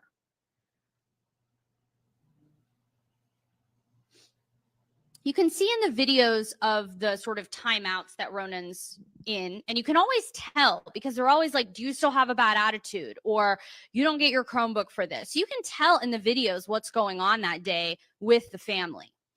And they come in every 15 to 30 minutes, and you can see those in the videos, and they say, do you still have a bad attitude? There's one video where Tim actually lets Ronan out of the timeout because he says, you know what, I feel, I'm not in trouble anymore. So this is on January 23rd at 7:10 p.m. Okay, Sean. So did you get mad when she checked your pockets? No. So don't get ready to do that because you earned that. Okay? It's a nail there. It's in the ground there. That's what I know. Good. Good. So throughout the videos, you'll see this happen, that they're checking in on him. They're saying, okay, are you still going to act out if we let you out of the room? And that happens to children all the time when they're in a timeout, that they have to act appropriately. They have to come out without a bad attitude. And it's never because, as the state represented, that it's just a bad attitude. If you go through the videos, you will see that there are exact incidents: stealing a Chromebook, pretending to be somebody you're not, causing an issue at school, that it's about. I want to talk a little bit about the actual time that Ronan spent in his room. It's the state's duty to present you with evidence so you can determine what the truth is in any given case. And we talked about in jury selection how the defense can sit there the whole time and not do anything, right? We did not do that, but it's not the burden on the defense. We don't have to cross-examine anybody. We don't have to put on any evidence. We don't have to put on any witnesses. If that had happened, you would have left the long weekend only with the videos that the state presented you, which was 8 hours of Ronan only in his room and only getting in trouble. It was not until the defense put on a case that any context was provided to what was going on in this home in a daily basis. It is their obligation to present you with all the facts or the relevant facts. Sustained. It is their obligation to present you with. The objection is sustained. It's not the state's burden to present with all the facts. It's the state's burden to present all the relevant facts, material to the case that's being decided by the jury. You may continue, Ms. Murad. And what is material in this case is all of the evidence of what was happening on a day-by-day type of basis. And what the state said in their closing is that, yes, of course, there were occasional times when he was out, and that doesn't negate any sort of abuse that happened. In a case like this, the reason that it is essential is because it allows you to understand the context of the relationship between this father and this son. Their expert, using only the 40 videos that they provided, testified that every time Ronan was around Tim Ferriter, you would see him tense up and be in fear. And when he was in trouble, that was in fact the case, like any child. But when he was eating freely in the home, or watching football with his dad, or doing yard work that all the kids were doing when they were putting up the different tiki torches, he wasn't acting like that around his dad. Because that is not a constant state in this family. It is not a constant state for Ronan, and it is not a constant state for Tim Ferriter. There are other things that happen during the day. And we went through the videos and tried to provide, let me see.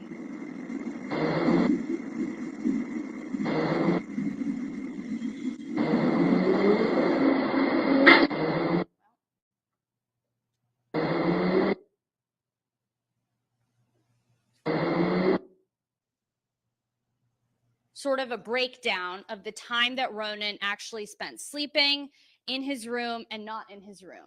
And what you can see is that 43% of the time is spent sleeping. There's one time that they come in the middle of the night, you can see it in the videos, and wake him up to look at his room. And that's on a day that there was a stolen eye touch. I'll show you that. And there are 2 to 3 times that he wakes up to use the bathroom. Other than that, he spends the vast majority sleeping at night. The time that he spends in his room, not asleep, changes over time, depending on if he's in trouble, if he's in a timeout, but that's about a quarter of his day. And the rest of it, he spends at school, at home, playing with his friends, doing chess club, and all the other things that kids do. And so I want to go back to this video that the state presented of him being locked out. So the state alleged that Ronan was locked out of his home in Jupiter, and they showed you one video. That is in fact not the case. And so the first video is what the state admitted into evidence from January 22nd at 12:19 p.m.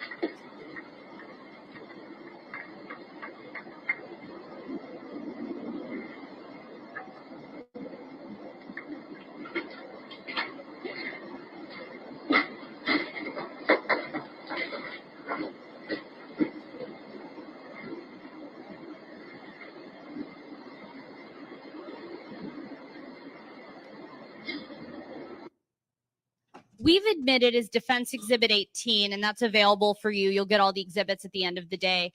The other videos that give context to this one. Because what was actually happening is that Ronan was gardening with his dad from about 9:30 in the morning. Sustained. It's in the videos that you can see that are admitted as Defense Exhibit 18. And his father actually brings him water in those videos that are admitted in evidence, and you can see for yourself. Let me have counsel approach, please.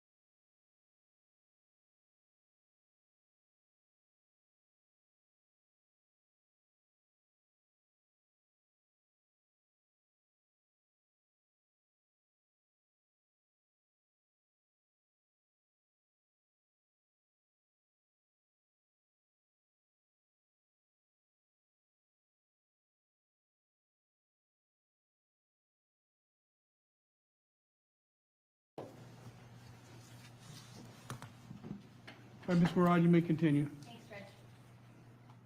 I'm now going to play one of the videos that the defense put in. Under Defense Exhibit 18, there's 3 that offer context to what's going on here. And you can see that several minutes later,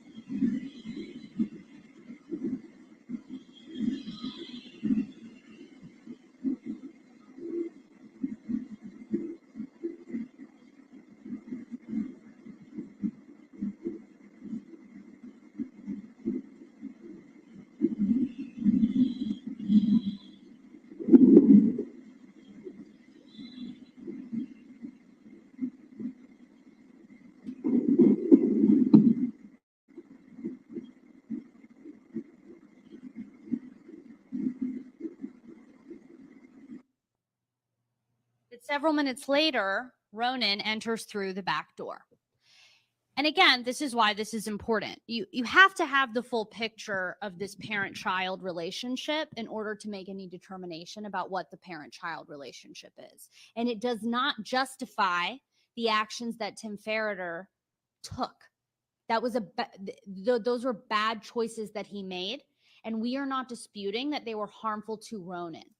What it does not prove is all the elements that the state has to prove, particularly as it relates in what we're talking about now to whether or not there's intent, whether or not it was malicious punishment, whether or not it was torture, whether that's what it constituted. The defense admitted a 14-hour video. We did not show you the entire video because you watched many hours of the state's video. However, the entire 14 hours is in evidence. And what we tried to do is provide, as much as we could, different days and different sort of experiences that Ronan was having. And it's not just relevant to show the context. It's also relevant to show what's actually true about what happened.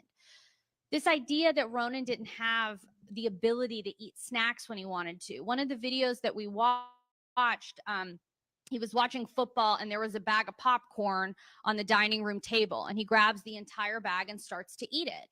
This is after the state's expert, Wade Myers, who relied on only 40 of the 21,000 videos, said that this child, and that's part of his opinion, right? Why it's solitary confinement, why he believed it was torture, why he believed it was malicious. He is relying on facts that are not the whole truth. And so, of course, if you only watch those videos or the 40 that the state sent him, you're going to think, as you probably did after watching 8 hours of video, that the entire life of this child is in this room. And that is not true. You saw him playing outside. Prior to January 5th, you see him frequently outside. I know it looks like Tim Ferriter only watches football for a living, but it was December 31st and January 1st. And so there were a ton of football games coming on. If you go later, I think we showed you January 5th, 7th, 9th. You can see them walking outside as a family, playing in the cul-de-sac, playing with Pierce, who clearly really loves Ronan. Ronan fixing up a scooter that he had. That is also the life of this child. Fiona testified, and so did Ronan. This is a busy family. I think in every video you saw Tracy running around in the back from place to place, grabbing Pierce. But you have 3 kids that are around 13, 14 years old, all with their own activities, right? Nola has softball, Fiona has band, Ronan at the time had chess club. And so all these people are running around. They are not eating meals at the same time. They are not sitting around their kitchen table, excluding Ronan, who's in his room. And the videos will corroborate that, should you wish to watch 14 hours of video. That is what you will see, that people are running around getting snacks. Tracy, at one point, we didn't end up watching this in the 3 hours that we presented, makes cookies for everybody, and Ronan partakes in that. You see him in the earlier videos, I think it was December 29th, coming back with little styrofoam boxes of leftovers. Wade Myers and the state are alleging that he had no control over his movement, where he went. And yes, at night, he was in the room with a lock on the door so that he could not get out, so that he could not run away or harm himself or do something around the house or get knives like he did before. That's at night. During the day, he went to school. He was with his family. And there were days that he was in trouble, and we're going to talk about that. And he would be in his room as a timeout because he was not allowed to engage with everybody when he's in trouble, when he gets in trouble at school. The videos, again, it's 14 hours, do get tedious. But the reason it's important is that there are extended periods of time every single day that you see Ronan have full control over his movement, what he's eating, where he's going, walking around the house, playing outside, doing yard work sometimes. We talked about that, chores like everybody else had in the family. That is a family. That is the life of a child. There are days when you are doing chores that you do not want to do. And there are days that you have to help your dad out with the yard and the tiki torches. And there are days you are chilling on the couch with your dad, watching football. There are days where you are in trouble, in really big trouble, and you are crying in your room because you are so frustrated that either you're in trouble with your parents or you did something that you didn't intend on doing. And it is the life of a parent that sometimes you need help with the random stuff that your wife's making you do around the house. You have your son help you out, that you're running around dropping the kids off so you don't have time for everybody to sit down and have a meal or have a breakfast that is exactly the same or have or make everybody a different breakfast every day.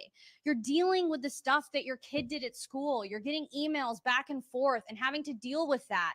Go to the school, drop the other kid off, and go to work, pay your bills. That is the life of a parent. And sometimes you get frustrated with your kids and you do things that you regret. That is the life of a parent. And that is the life of a child. And sometimes kids and their parents are on exactly the same page, and it is a really good day. And sometimes you couldn't be on further off planets and you are mad at each other. And you say things you regret and you do things that you regret. But that does not make you a criminal.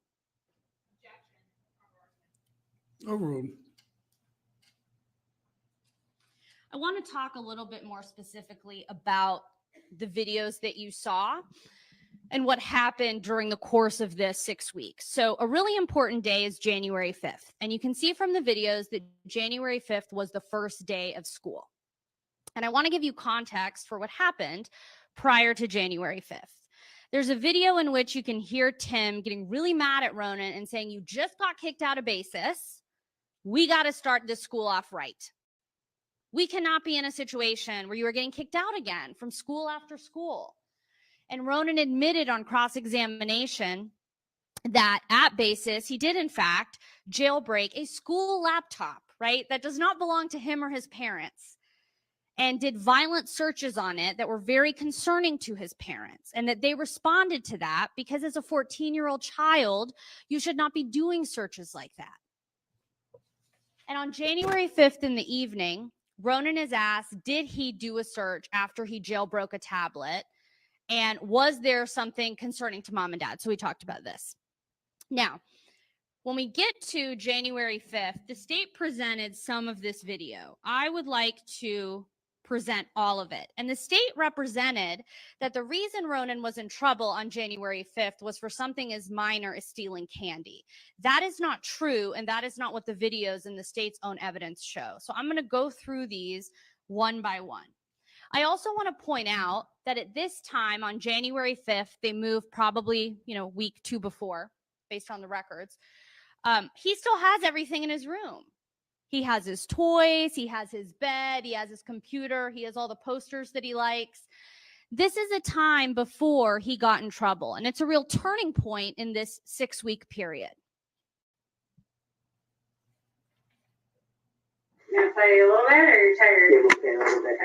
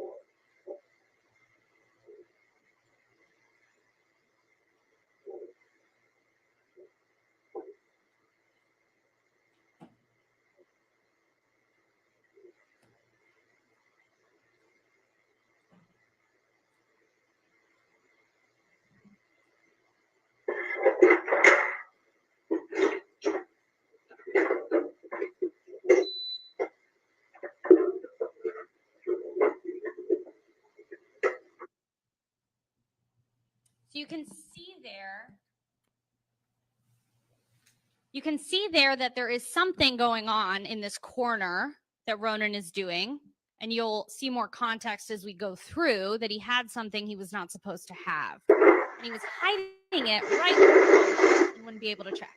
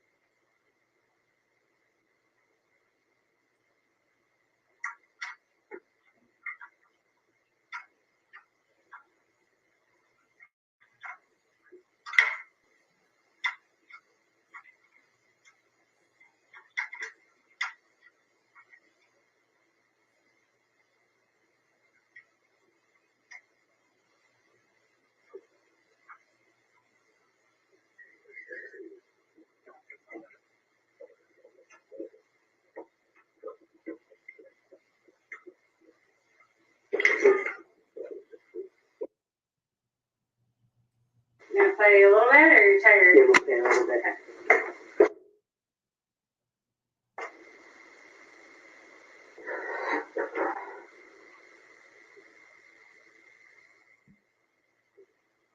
Now you'll see Ronan rearranging the entire desk and bed arrangement.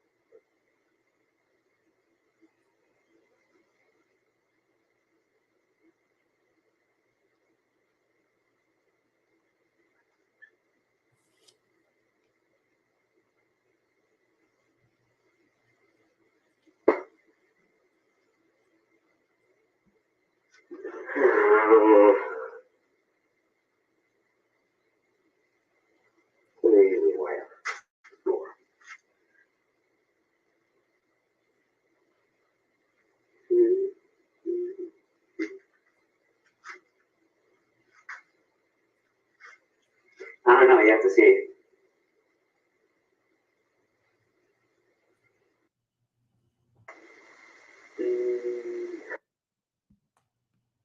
So at this point, he's moved his desk, right? And we saw in the other videos that they want the Chromebook. It was specifically, you can see Tim when he puts it up on the 5th, that they want the Chromebook to point towards the table. You can see him almost adjust it in that video. And I understand why in any other circumstance that may seem like very unreasonable supervision for a child. A kid should be able to use their devices how they want. However, when a 14-year-old is using their devices in a manner that is destroying school property, that is breaking into the school's IT system, that is doing searches that the parents do not approve of and that are unsafe, then a parent like Tim Ferriter decides, I have to remove your technology. And when you use it, you have to be monitored. Because as Ronan testified, this is not the first time he jailbroke a school laptop. It happened at his school in Jupiter. It happened at his school in Basis. He broke into the IT system at Immaculate Heart. This is a consistent pattern, and you can't break school property, right? Someone has to pay for that. Someone has to answer for that. And what never happened is that Tim Ferriter called the police or told the school, take my kid to jail for committing a crime. He said, I'm going to handle it myself. And though he handled it very poorly, as you'll see here, there was a reason for everything that he did. And so we're going to watch these videos, which were showcased by the state, so that you can see what they presented and then previously what was the context to what happened. Because as you'll see, it was not about stealing candy. It was about stealing an eye touch that did not belong to him. You want to tell me something? Stand up. Tell me something? You want to tell me what? This is your one chance. Don't look at me like an asshole. You want to tell me something or not? I have an accent. Yeah, from where? Blue bed. Where? Green bed. Excuse me? Green bed. Stealing again? What the fuck is wrong with you? You're stealing so fucking like disappointing. chocolate, and you got so much stuff in your room. Fucking break. You're just such a disappointment. You're gonna lose. I'm gonna take you out of that school, and you're gonna be in this room. He's gonna be. You're this close because I can't trust shit you do. But put the ankle bracelet back on, and then you can try to fucking run away if you want and do all the bullshit you do. But I'm gonna lock your ass down. You guys are different with it. Give me a fucking break. Why are you both sick? I'm sick of the bullshit. You're a big boy, you're gonna steal, you're gonna talk to the police. I'm gonna give you the fucking real deal, okay? You're gonna steal from our fucking house? Again? Give me a fucking break. What other shit do you got in here? Nothing else. Because you're gonna lose it all in about 2 seconds. Lose every fucking It's thing. all gonna All be this smashed shit. real Don't, quick. I told you not to unplug that fucking thing, right? Yeah. You listen to me? Yeah. Bullshit, No, you you listen to me? didn't. You just told unplugged it. to plug this in, and then you're just a liar, Ronan. Just keep lying. You lied earlier when I asked you. You can't. Fucking disappointing. You're a big boy, you're gonna steal, you're gonna talk to. Throughout their closing argument, the state, when showing you some of these videos in Tim's own statement, says that's malice, that's anger. This is how maliciously is defined: wrongfully, intentionally, and without legal justification or excuse. It later says that the primary purpose of the acts was to cause the victim unjustifiable pain or injury. In every video that you see in this case, you will see that there was a reason for what Tim Ferriter did. And you will also see, in light of the context in this case, that that moment that you saw, those 6 weeks, are a pinnacle of frustration, right? That tone, that frustration that you are hearing is after years of continuous efforts. I want to talk next about the child neglect instruction. In the instruction, one of the things that the state has to prove is that the parent did not provide care, supervision, and services necessary to maintain Ronan's physical or mental health. The state talked about the child neglect instruction briefly. In this particular case, we can see, so for example, the state said that there is no record of any treatment after 2019. As we discussed, that's not the case, and that's not what Dr. Rappa testified to. In fact, Dr. Rappa relied on medical records from about 2019 to 2021, where Ronan was being taken routinely to the doctor. Dr. Stuart Graham testified that there's no evidence of malnourishment. And the reason we felt that was important as the defense is because of this ongoing discussion about control over food, which, as you saw from the videos, is not consistent with the facts.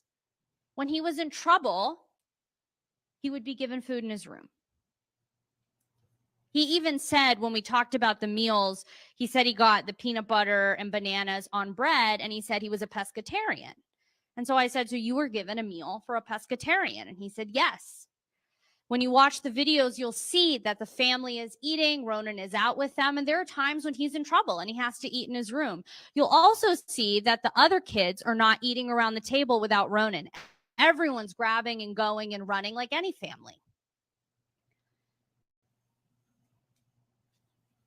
We talked about his ability to manipulate the air conditioning and how that's not neglect, that there was a safety concern there after he almost started the electrical fire. He went to the doctor routinely.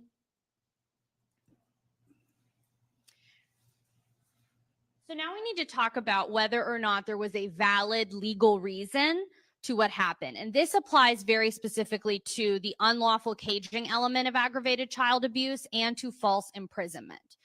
So under the law for false imprisonment, I want to read it to you exactly. States as follows: that you forcibly, secretly, or by threat confine, imprison, or restrain Ronan against his will, and that you had no lawful authority to do so. Parents do have lawful authority to contain their children. Sustained, the jury will rely on the court statement of the law and not counsel's statement. When a parent has a child, right, a really young child who has to, we're talking about a toddler here, and I don't mean that in a derogatory way. When you have a child who can't be trusted, right, they are contained. And as a parent, you do have a right to put your child in a timeout. You don't have a right for it to rise to the level of abuse, and I'm not trying to suggest that at all. What I am saying is that a parent can make a decision that the safety of that child, and in this particular case, Ronan is running away, as you saw from Tim, who was saying, you've got me forever, but you have to stop. Because if you keep running away and you keep lying to people about who you are, you're going to get hurt in this world. You have the ability, and that's why it's lawful authority, to say, you cannot leave your room. Sustained.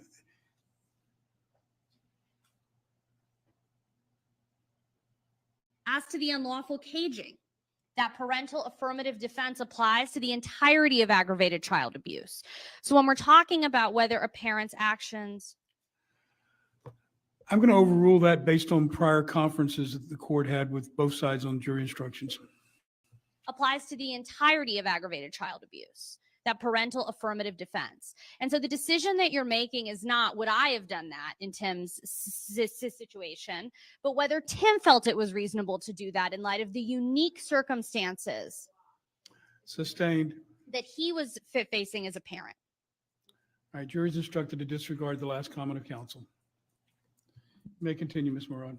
That reasonableness element that you are determining, right, as to what a reasonable parent would do, it is under these circumstances.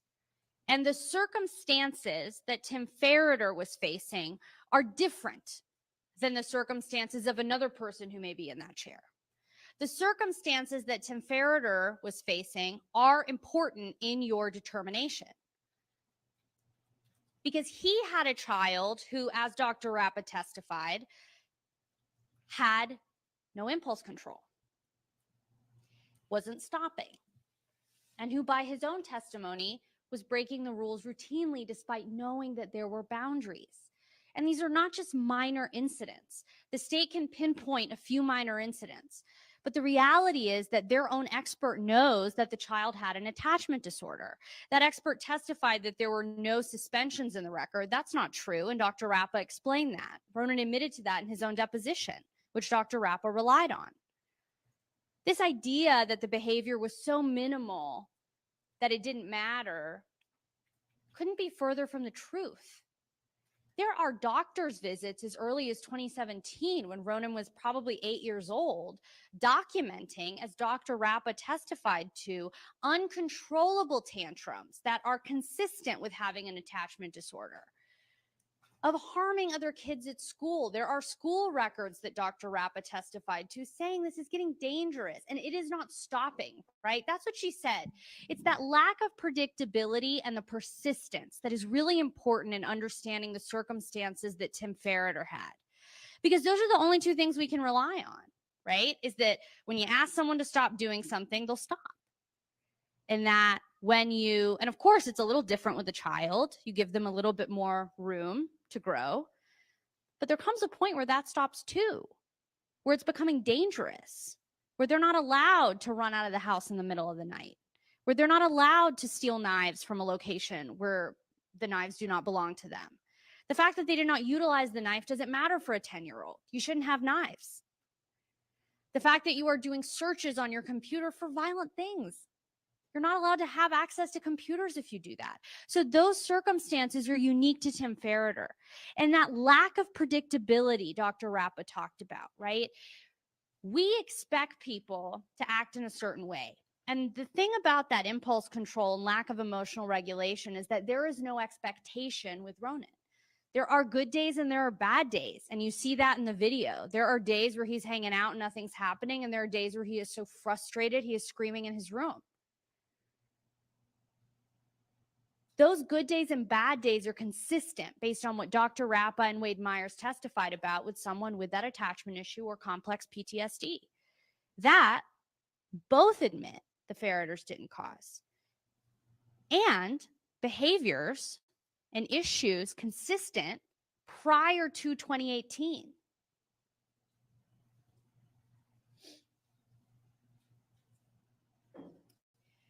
After I am done, the state has the opportunity to have a rebuttal. I do not have that opportunity. This is the last time that I get to talk to you. And so I want to discuss again reasonable doubt. Before I do that, I want to talk a little bit about, the jury credibility instruction. You heard testimony from Fiona, and the state talked about how it was consistent with what Ronan said. What you will recall about my colleague's cross-examination of Fiona and also mine of Ronan is that there were things that were either not remembered or misremembered. And I don't think that these kids are lying. I think that Fiona is a teenager who has her own life going on and doesn't always remember and doesn't know everything that happened with Ronan, right? Her parents are not telling her every single thing. Mr. Waugh had asked her about specific acts that had happened, and she didn't know about them. She also said that he never went to a marching band practice, and we were permitted to admit this exhibit showing Ronan at her marching band practice, that he was never permitted to do homework in the house. And there he is doing homework with her in the house. And the state can say all they want that, oh, these, minimal incidents, they don't minimize this, that, or the other, but it does challenge the credibility of the witnesses. Because Ronan initially said that he never got food, that he occasionally was fed in Florida. You can see on the videos that's not the case. You can also see that when I questioned him, I went up to him with his deposition and said, look, when you were in a deposition and sworn under oath, you said you got every meal. And he said, that's right, I agree. So at the end of the day, these are children. And the best evidence is going to be the videos that you see. And I encourage you to watch that 14-hour video as best you can during the course of this. So now let's talk about reasonable doubt. So the instruction that you will get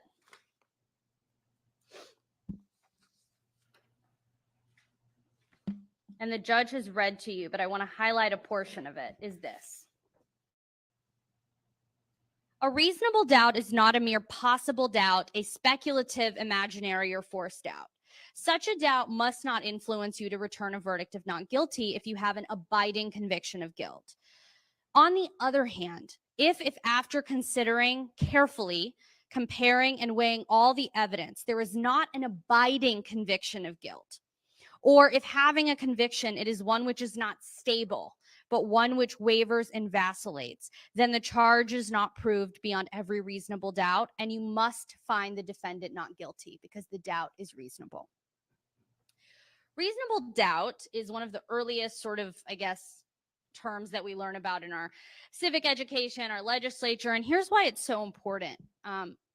This is a decision that is probably more permanent than every important decision you have made in your life.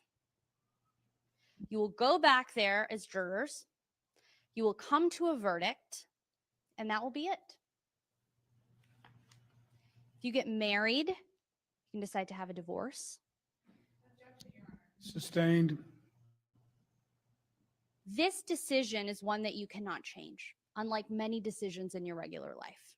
And that is why we have an instruction that says if you waver and vacillate, if you think, you know what, he shouldn't have done that, I think he might be guilty, but then in another minute, you're like, there was a reason for this. I think that affirmative defense applies. You must find him not guilty. If you think he might be guilty, you must find him not guilty. If you think he could be guilty, you must find him not guilty. And the one thing that I'm telling you is you do not have to like Tim Ferriter, and you do not have to like what he did, because what he did was wrong. And he will have to live with that for the rest of his life.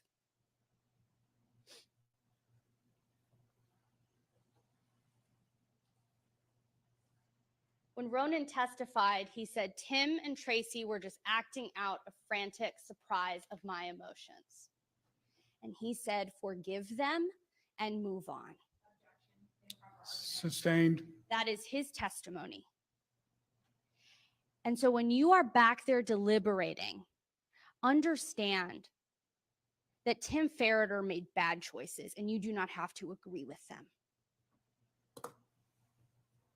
But whether or not what he did amounts to a crime under the law is a different question altogether. And it is one that the state has not proven. I'm asking that you find him not guilty. Thank you, Ms. Murad. Rebuttal?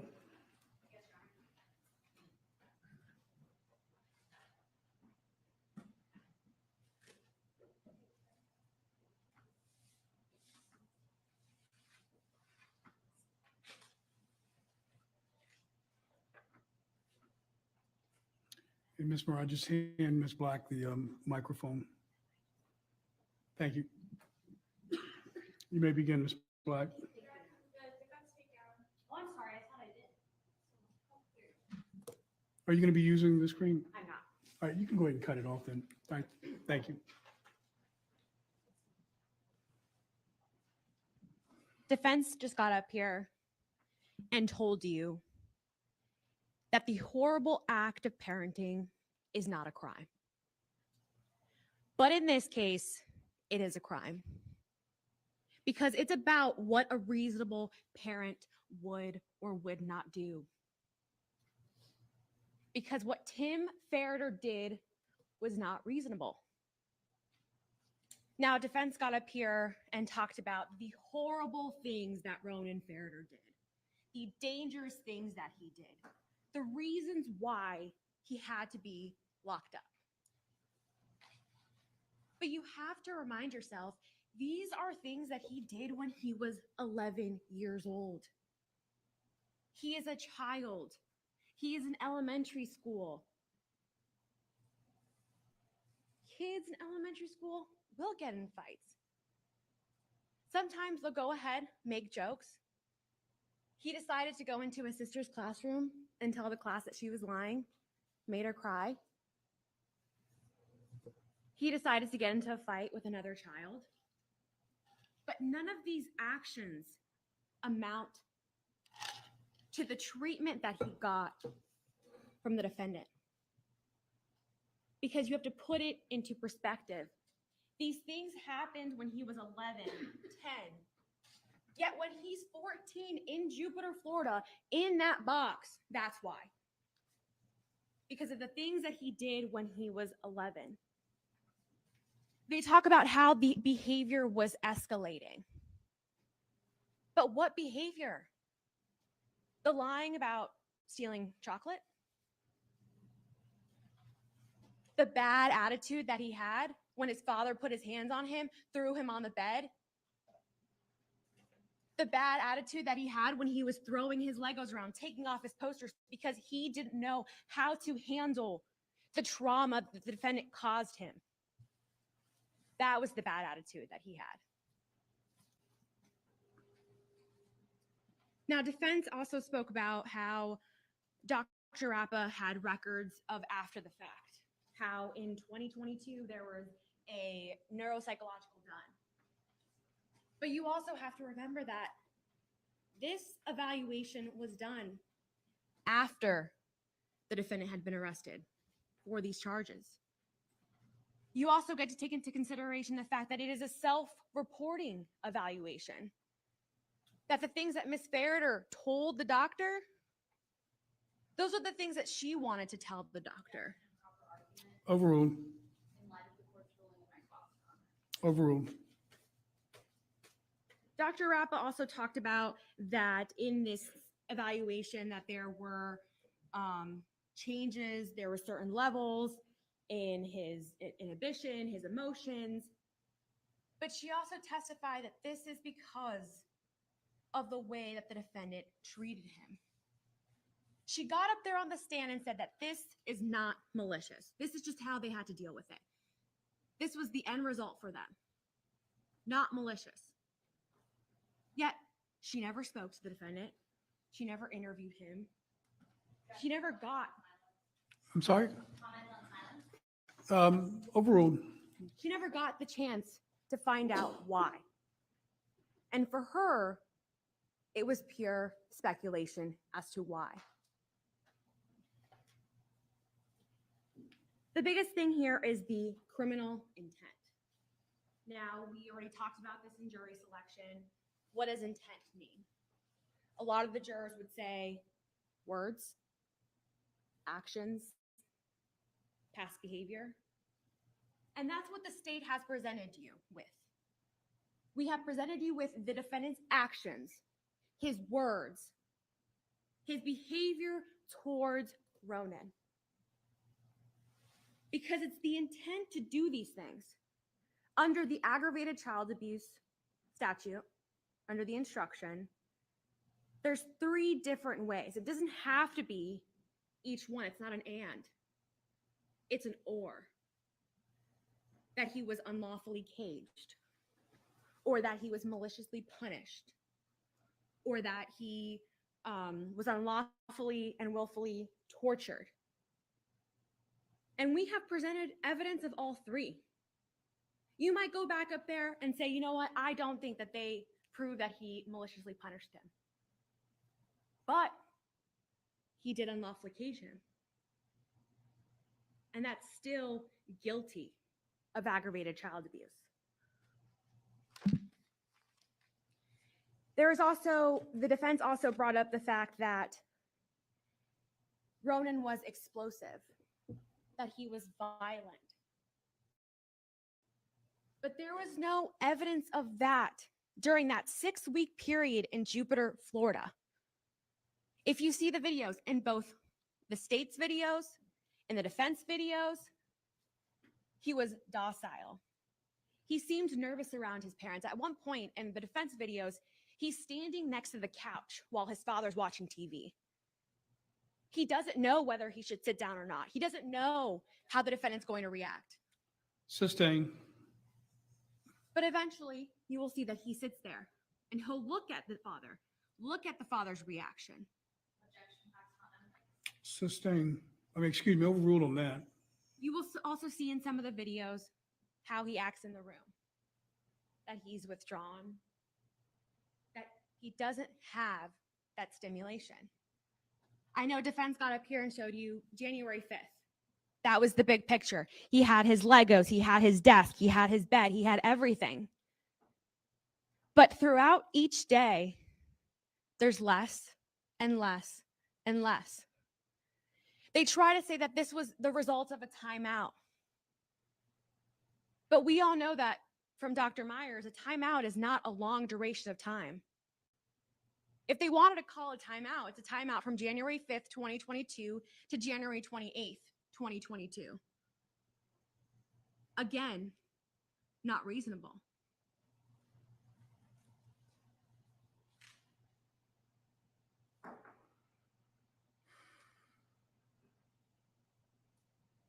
Defense also brought up that this was a natural response to control the child. That if a child stole a car, what do? You take the keys away, you take the car away. And that it's not taken to the extreme. But making a child go to the bathroom in a bucket, that is taking it to the extreme. They said that they wanted to lock the door at night because they were scared of him running away, scared of him causing harm to himself, scared of all these things would happen to him. But there was no evidence of that. He couldn't even leave in the middle of the night to use the bathroom. He had to be degraded and dehumanized and use that bucket. Not only that, but you saw in multiple videos that the animals had the freedom to go around the house. Yet he was the one that was locked in that box. Overruled. Understanding of the evidence that was presented and published to you. In reference to the violence that the defense was talking about, there was only 2 times that was brought up. And that was in Arizona, in which the defendant's not being charged with. We're specifically talking about the time frame in December of 2021 to January of 2022.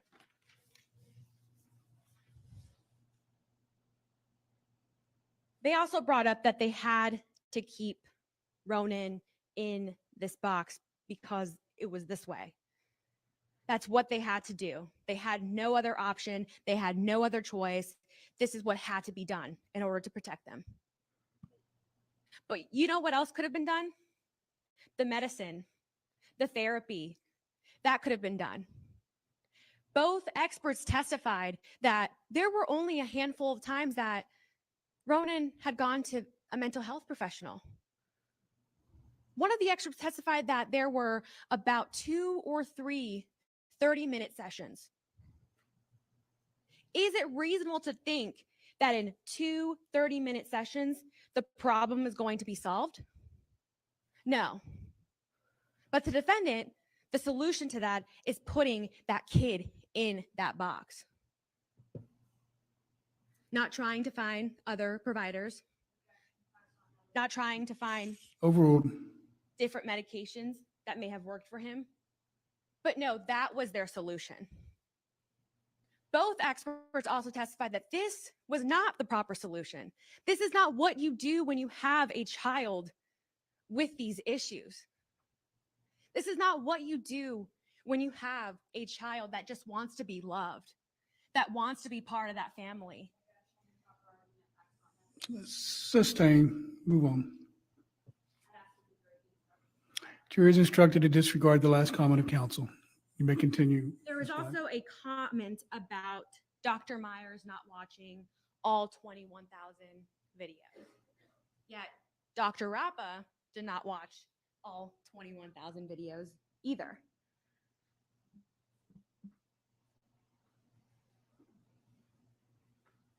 And again, they went to some doctors and then it stopped. They didn't follow the advice. And again, no doctor told them. Overruled as to that. Again, the jury is instructed to rely on your own recollection of the evidence in any determination you make. The biggest thing here is that the crime occurred in the only space that Ronan had known for long periods of time. The state never made any allegations that he was in there 24/7. The state never said that he had never left his room. He did.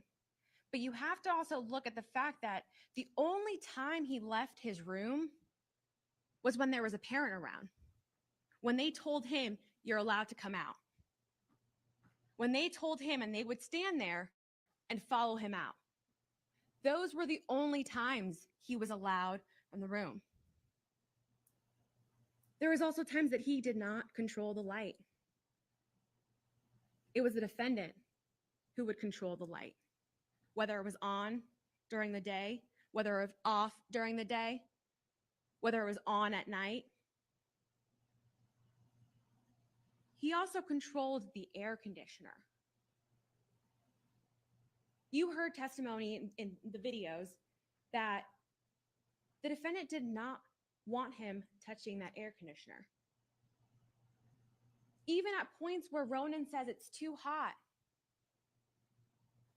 still told him, do not touch it.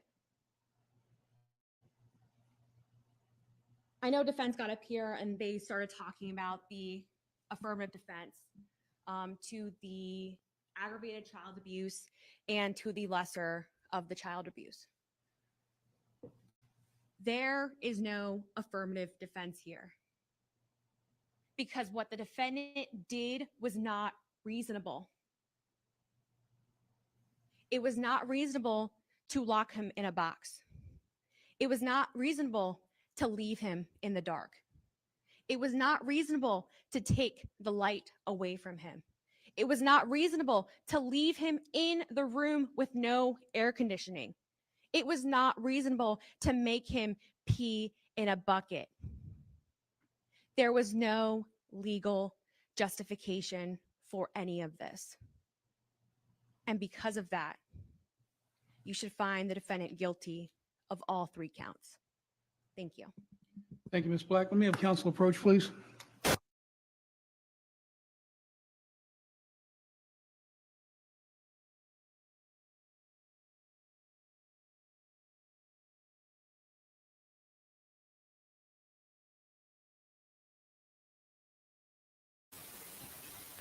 Ooh, somebody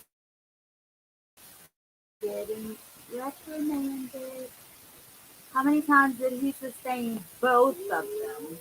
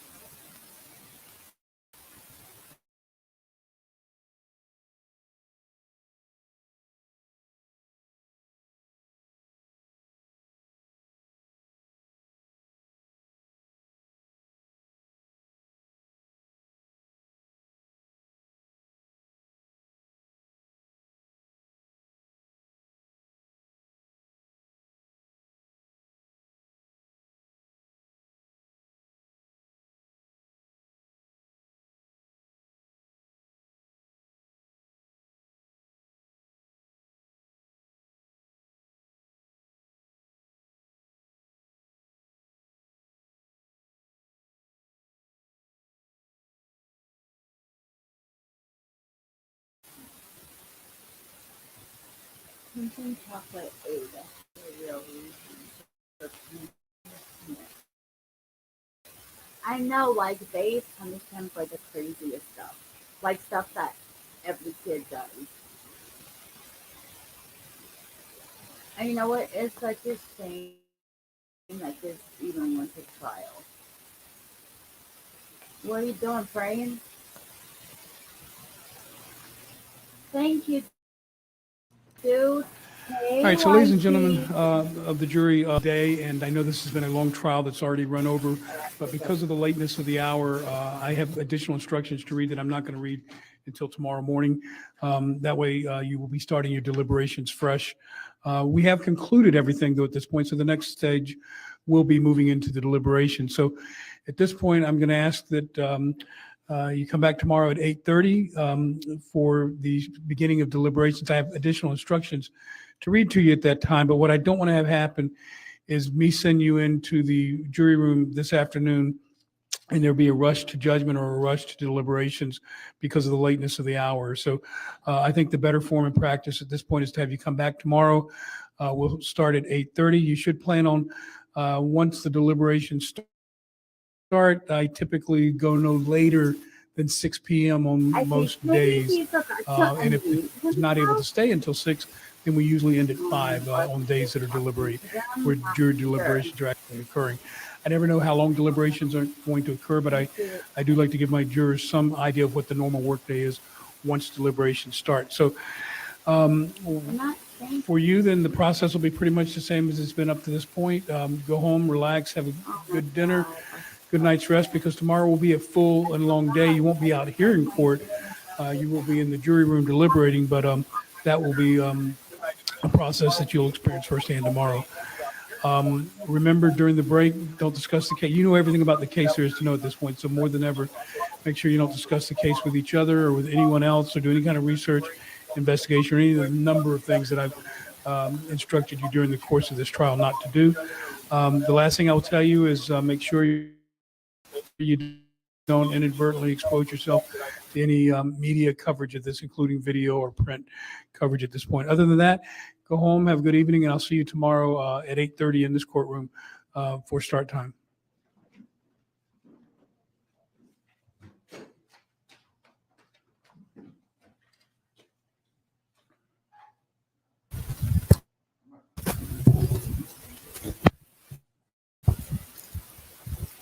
Alrighty.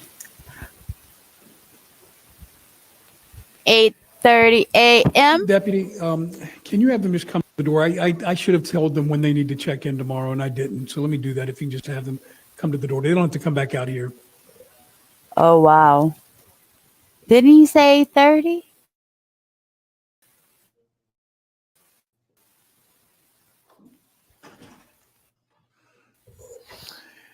You don't have to file back out here. I just want all the jurors to know I neglected to tell you when to check in with the jury office. Can everybody hear me?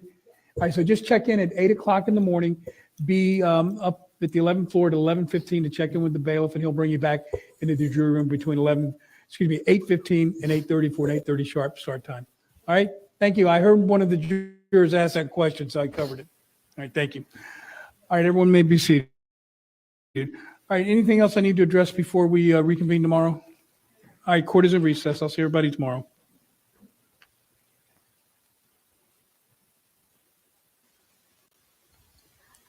Thursday 6 closing.